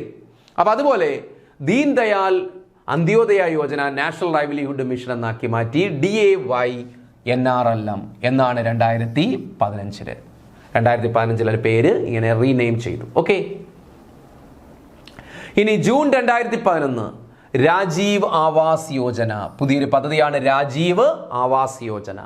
രാജീവ് ഗാന്ധിയുടെ കാര്യം, കോൺഗ്രസ് ഗവൺമെന്റ് അല്ലേ, രാജീവ് ഗാന്ധിയുടെ പേരുള്ള പദ്ധതിയാണ് Rajiv Awas Yojana. June 2011. This envisages slum free India. Previous question ആണ്. സ്ലം ഫ്രീ ഇന്ത്യ, ചേരി പ്രദേശങ്ങൾ, അല്ലെ, ചേരി പ്രദേശങ്ങളില്ലാത്ത ഇന്ത്യ സൃഷ്ടിക്കുക എന്ന ഉദ്ദേശത്തോടു കൂടി, അതായിരുന്നു ഇതിന്റെ പിന്നെ ലക്ഷ്യമെന്ന് പറയുന്നത് രാജീവ് ആവാസ് യോജന. ദിസ് എൻവിസേജസ്, ഈ പദ്ധതി വിഭാവനം ചെയ്യുന്നു, മുന്നോട്ട് വയ്ക്കുന്നു. എന്താണ്? സ്ലം ഫ്രീ ഇന്ത്യ, ചേരികളില്ലാത്ത ഇന്ത്യ. ചേരി പ്രദേശങ്ങൾ എന്ന് കേട്ടിട്ടുണ്ടാവുമല്ലോ, ചേരികളില്ലാത്ത ഇന്ത്യ. എങ്ങനെയാണ്? With inclusive and equitable cities in which every citizen has to access basic civic infrastructure, social amenities and decent shelter. അപ്പോൾ നഗരങ്ങളിൽ ഈ പറയുന്ന താഴേക്കിടയിലുള്ള ആളുകൾ, ഈ പറയുന്ന അവിടെ യാചകരുണ്ടാകും, അതുപോലെ പിന്നെ കൂലിപ്പണി ചെയ്യുന്ന ആൾക്കാർ, കൂലിപ്പണി മീൻസ് ഈ വീടുകൾ വൃത്തിയാക്കുന്ന ആൾക്കാർ, അതുപോലെ തെരുവോര കച്ചവടക്കാർ, ഇവരൊക്കെ അധിവസിക്കുന്ന എന്താണ്? നമ്മൾ കാണുന്ന നഗരത്തിൻ്റെ നഗരത്തിൻ്റെ എന്താണ്? നല്ല സൗന്ദര്യമുള്ള മുഖമാണ് നമ്മൾ കാണുന്നത്. അപ്പോൾ അതിനൊരു പിന്നാമ്പുറമുണ്ട്. വളരെ മോശപ്പെട്ട അവസ്ഥയിൽ കഴിയുന്ന ആളുകളുണ്ട്, അല്ലെങ്കിൽ അവിടെയൊക്കെ എന്താണ്, ഒന്ന് അന്തി ഉറങ്ങാൻ വീടുകളില്ലാത്ത ആളുകളുണ്ട്. അപ്പോൾ അവിടെയാണ് ചേരി പ്രദേശമെന്ന്, ശുദ്ധജലം കിട്ടാത്ത ആളുകളുണ്ട്. അപ്പോൾ അങ്ങനെയുള്ള ചേരി പ്രദേശങ്ങൾ ഇല്ലാതാക്കിക്കൊണ്ട് അവർക്ക് എന്ത് ഉറപ്പാക്കുക? നല്ല ഷെൽട്ടർ ഉറപ്പാക്കുക, അതുപോലെ ഫുഡ് ഉറപ്പാക്കുക, അത് ബാക്കിയുള്ള സാമൂഹിക സൗകര്യങ്ങൾ, വിദ്യാഭ്യാസം ഉറപ്പാക്കുക. ഇതൊക്കെയാണ് ഇതുകൊണ്ട് ഉദ്ദേശിക്കുന്നത് രാജീവ് ആവാസ് യോജന. അപ്പോൾ നമ്മളിത് കേൾക്കുമ്പോൾ വിചാരിക്കും മറ്റ് പദ്ധതികൾ പോലെ, നമ്മുടെ ലൈഫ് മിഷൻ പോലെയുള്ള പിന്നെന്താണ് ഭവന പദ്ധതിയാണെന്ന് വിചാരിക്കും. അതല്ല. സ്ലം ഫ്രീ ഇന്ത്യ, ചേരി പ്രദേശങ്ങളില്ലാത്ത ഇന്ത്യ സൃഷ്ടിക്കുക. എങ്ങനെയാണ്? With inclusive and equitable cities, സമഗ്രവും അതുപോലെ എന്താണ് ഇക്വിറ്റബിൾ സിറ്റീസ്. നഗരങ്ങൾ എന്താണ്? ഇക്വിറ്റബിൾ സിറ്റീസ് എന്ന് വെച്ചാൽ സന്തുലിതമാക്കുക, എല്ലാ നഗരങ്ങളും ഒരുപോലെയാക്കുക. ഇൻ വിച്ച് എവറി സിറ്റിസൺ, ആ നഗരങ്ങളിൽ എല്ലാവരും എന്താണ്? ഹാസ് ആക്സസ്, ആ നഗരങ്ങളിൽ എല്ലാ നഗരങ്ങളിലും എങ്ങനെയുള്ള പൗരന്മാരുണ്ടാവുക? ആ പൗരന്മാർക്ക് ആക്സസ് ഉണ്ടാകണം, സൗകര്യം ഉണ്ടാകണം. എന്തിനുള്ള സൗകര്യം? Civic infrastructure. സിവിക് ഇൻഫ്രാസ്ട്രക്ചർ എന്ന് വെച്ചാൽ വിദ്യാഭ്യാസവും മറ്റ് സിവിക് ഇൻഫ്രാസ്ട്രക്ചർ, അവർക്ക് സ്വൈരമായിട്ട് ജോലി ചെയ്യാനുള്ള സൗകര്യം, അതുപോലെ വിദ്യാഭ്യാസം, അവരുടെ കുട്ടികൾക്ക് വിദ്യാഭ്യാസം കൊടുക്കാനുള്ള സൗകര്യം, അതാണ് സിവിക് ഇൻഫ്രാസ്ട്രക്ചർ. അതുപോലെ സോഷ്യൽ അമ്യൂണിറ്റീസ്, സാമൂഹിക സൗകര്യങ്ങൾ ഉണ്ടാവുക, അതുപോലെ ഡീസൻറ്റ് ഷെൽട്ടർ, മാന്യമായ കിടക്കാടം ഉണ്ടാവുക. അപ്പോൾ ഇങ്ങനെയുള്ള സൗകര്യങ്ങളൊക്കെ ചെയ്തു കൊടുക്കുമ്പോൾ എന്തായി മാറുന്നു? Slum free India. അതാണ് ഈ ധാരാവി, ലോകത്ത് തന്നെ ഏറ്റവും വലിയ ചേരി പ്രദേശങ്ങളിലൊന്നാണ് നമ്മുടെ ഇന്ത്യയിലെ ധാരാവി എന്ന് പറയുന്നത്. അവിടെയൊക്കെ എന്താണ്? ഈ ഷെൽട്ടർ പദ്ധതികളൊക്കെ ലോഞ്ച് ചെയ്തിട്ടുണ്ട്. അതുപോലെ മറ്റ് ചേരി പ്രദേശങ്ങളിലൊക്കെ ഇവർക്ക് അധിവസിക്കാൻ വേണ്ടി വലിയ ഫ്ലാറ്റുകൾ നിർമ്മിച്ചു കൊടുക്കുന്നുണ്ട്. അപ്പോൾ അങ്ങനെ ഒരു ഷെൽട്ടറായി, അതുപോലെ അവർക്ക് പിന്നെ അവരുടെ കുട്ടികൾക്ക് പഠിക്കാനുള്ള, വിദ്യാഭ്യാസം ചെയ്യാനുള്ള സൗകര്യങ്ങളൊക്കെ കൊടുക്കുന്നത്. അതാണ് സിവിക് ഇൻഫ്രാസ്ട്രക്ചർ, അതുപോലെ സോഷ്യൽ അമ്യൂണിറ്റീസ്, ഇതൊക്കെ അവരെന്ത് ചെയ്യുന്നു, അതുപോലെ ഹെൽത്ത് ഫെസിലിറ്റീസ് ഒരുക്കി കൊടുക്കുന്നു. അങ്ങനെ നമുക്കൊരു ചേരി പ്രദേശങ്ങളില്ലാത്ത ഒരു രാജ്യത്തെ സൃഷ്ടിക്കുക, ഇന്ത്യയെ സൃഷ്ടിക്കുക എന്നതാണ് ഏതിൻ്റെ ഉദ്ദേശം? രാജീവ് ആവാസ് യോജന. ഇത് ചോദിച്ചിട്ടുണ്ട്.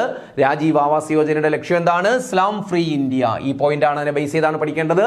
സ്ലം ഫ്രീ ഇന്ത്യ എന്ന് പറയും, ചേരികളില്ലാത്ത ഇന്ത്യ. ആ പോയിന്റ് പഠിച്ചു വെച്ചാൽ മതി, ബാക്കി അത് ഡീറ്റെയിൽ ആയിട്ട് കൊടുത്തേക്കുന്നതേ ഉള്ളൂ. അത് ജസ്റ്റ് ഒന്ന് വായിച്ച് മനസ്സിലാക്കിയാൽ മതി. സ്ലം ഫ്രീ ഇന്ത്യ, ആ പോയിന്റാണ് ഏറ്റവും important. Now it is merged with the National Housing Mission. ഇതും എന്ത് ചെയ്തു? പിന്നീട് മെർജ് ചെയ്തിട്ടുണ്ട്. Now it is merged with the National Housing Mission. ഈ രാജീവ് ആവാസ് യോജന എന്തുമായിട്ട് മെർജ് ചെയ്തു? നാഷണൽ ഹൗസിംഗ് മിഷനുമായിട്ട് പിന്നീട് അത് മെർജ് ചെയ്തു. Implemented by Manmohan Singh. രാജീവ് ആവാസ് യോജനയും ഇംപ്ലിമെന്റ് ചെയ്തത് ആരാണ്? അന്നത്തെ പ്രൈം മിനിസ്റ്റർ ആയിട്ടുള്ള ഡോക്ടർ മൻമോഹൻ സിംഗ് തന്നെയാണ്. ഇനി the implementation phase of the scheme is for the period 2013 to 2022. ഈ രാജീവ് ആവാസ് യോജനയുടെ ഇംപ്ലിമെന്റേഷൻ പീരീഡ് എന്ന് പറയുന്നത് 2013 മുതൽ 2022 വരെയാണ്. അതായത് 2023 മുതൽ 2022 വരെ ടാർഗറ്റ് ഇട്ട് ആണ് ഈ പദ്ധതി നടപ്പിലാക്കിയത്. അതുവഴി എന്താണ്? ചേരികളില്ലാത്ത ഒരു രാജ്യത്തെ സൃഷ്ടിക്കുക എന്നതാണ് ഇതിന്റെ ലക്ഷ്യം. ആ കാലഘട്ടം ഈ 2013 മുതൽ 2022 വരെ ഈ സ്കീം നടപ്പാക്കുക. അതുവഴി എന്താണ്? ചേരി പ്രദേശങ്ങളെ ഉള്ള ആളുകളെ മോചിപ്പിക്കുക, അല്ലെങ്കിൽ അവർക്ക് അടിസ്ഥാന സൗകര്യങ്ങൾ ഉറപ്പാക്കുക. ഇനി The 15th Census of India was conducted in 2011. ഇനി 2011 മറ്റൊരു പ്രധാനപ്പെട്ട ഇൻസിഡന്റ് ആണ്. ഇന്ത്യയിലെ 15ാമത് സെൻസസ് 2011 നടന്നത്. അതിനുശേഷം ഇതുവരെയും സെൻസസ് നടന്നിട്ടില്ല. നമുക്കറിയാലോ, കോവിഡ് 21 നടക്കേണ്ടതാണ്. കോവിഡ് കാരണം ഇനിയിപ്പോൾ അടുത്ത 2027 അടുത്ത സെൻസസ് നടക്കാൻ പോകണതിൻ്റെ വിജ്ഞാപനമൊക്കെ ഇറങ്ങിയിട്ടുണ്ട്. അപ്പോൾ 15ാമത് സെൻസസ് കണ്ടക്റ്റഡ് ഇൻ 2011. 15ാമത് സെൻസസ് നടന്നത് എന്നാണ് ഓർക്കുക. 15ാമത് സെൻസസ് ആണ്, ഓർത്തിരിക്കുമല്ലോ. ഇനി നടക്കാൻ പോകുന്നത് അപ്പോൾ ഏതാണ്? 16th സെൻസസ് ആണ്, 16ാമത് സെൻസസ് ആണ്. അപ്പോൾ ഈ 15ാമത് സെൻസസ് നടന്നത് 2011 11th 5-year പ്ലാൻ പീരീഡിലാണ്. ഇനി ഈ 15ാമത് സെൻസസിന്റെ സ്ലോഗൻ എന്തായിരുന്നു? അവർ സെൻസസ് അവർ ഫ്യൂച്ചർ. നമ്മുടെ സെൻസസ് നമ്മുടെ ഭാവി. അവർ സെൻസസ് അവർ ഫ്യൂച്ചർ. ഓർക്കുക, പ്രീവിയസ് ക്വസ്റ്റ്യൻ ആണ്. 15ാമത് സെൻസസിന്റെ സ്ലോഗൻ എന്താണ്, മുദ്രാവാക്യം എന്താണെന്ന് ചോദിച്ചാൽ പറയുക അവർ സെൻസസ് അവർ ഫ്യൂച്ചർ. നമ്മുടെ സെൻസസ് നമ്മുടെ ഭാവി എന്നായിരുന്നു. ഓക്കെ, അപ്പോൾ ഇത്രയുമാണ് നമ്മുടെ പ്രധാനപ്പെട്ട 11th 5-year പ്ലാനുമായി ബന്ധപ്പെട്ട പോയിന്റ്സ് എന്ന് പറയുന്നത്. അപ്പോൾ കുറച്ചധികം പോയിന്റ്സ് ഉണ്ട്. അപ്പോൾ ഇത് സാവധാനം ക്ലാസ് ശ്രദ്ധയോടുകൂടി തന്നെ ക്ലാസ് കേൾക്കുക. എന്തെങ്കിലും സംശയം ഉണ്ടെങ്കിൽ കോഴ്സ് ഡയറക്ടർ ചോദിച്ചാൽ മതി, പിന്നെ ഞാൻ ക്ലിയർ ചെയ്ത് തരാം. അപ്പോൾ ഓക്കെ ആണല്ലോ, ക്ലാസ് ഓക്കെ ആണല്ലോ. അപ്പോൾ അധികമുള്ള പോയിന്റ്സുകൾ, കാരണം കുറച്ച് ഡിഫിക്കൽട്ടായിട്ടുള്ള പോയിന്റ്സുകളൊക്കെ ഉണ്ട്. എന്തായാലും നമുക്കത് പഠിച്ചേ പറ്റൂ, ജോലി മേടിച്ചേ പറ്റൂ. ആ ഒരു ഊർജ്ജത്തോടു കൂടി പഠിക്കുക. ഓക്കെ, അപ്പോൾ നമുക്ക് ഇതിൻ്റെ പിന്നെ നെക്സ്റ്റിൻ്റെ മോഡൽ ക്വസ്റ്റ്യൻസ് ഉണ്ട്, അതുകൂടെ നോക്കാം. അപ്പോൾ എന്തായാലും ഇന്നത്തെ ക്ലാസ് കഴിയുന്നു. Okay, thank you.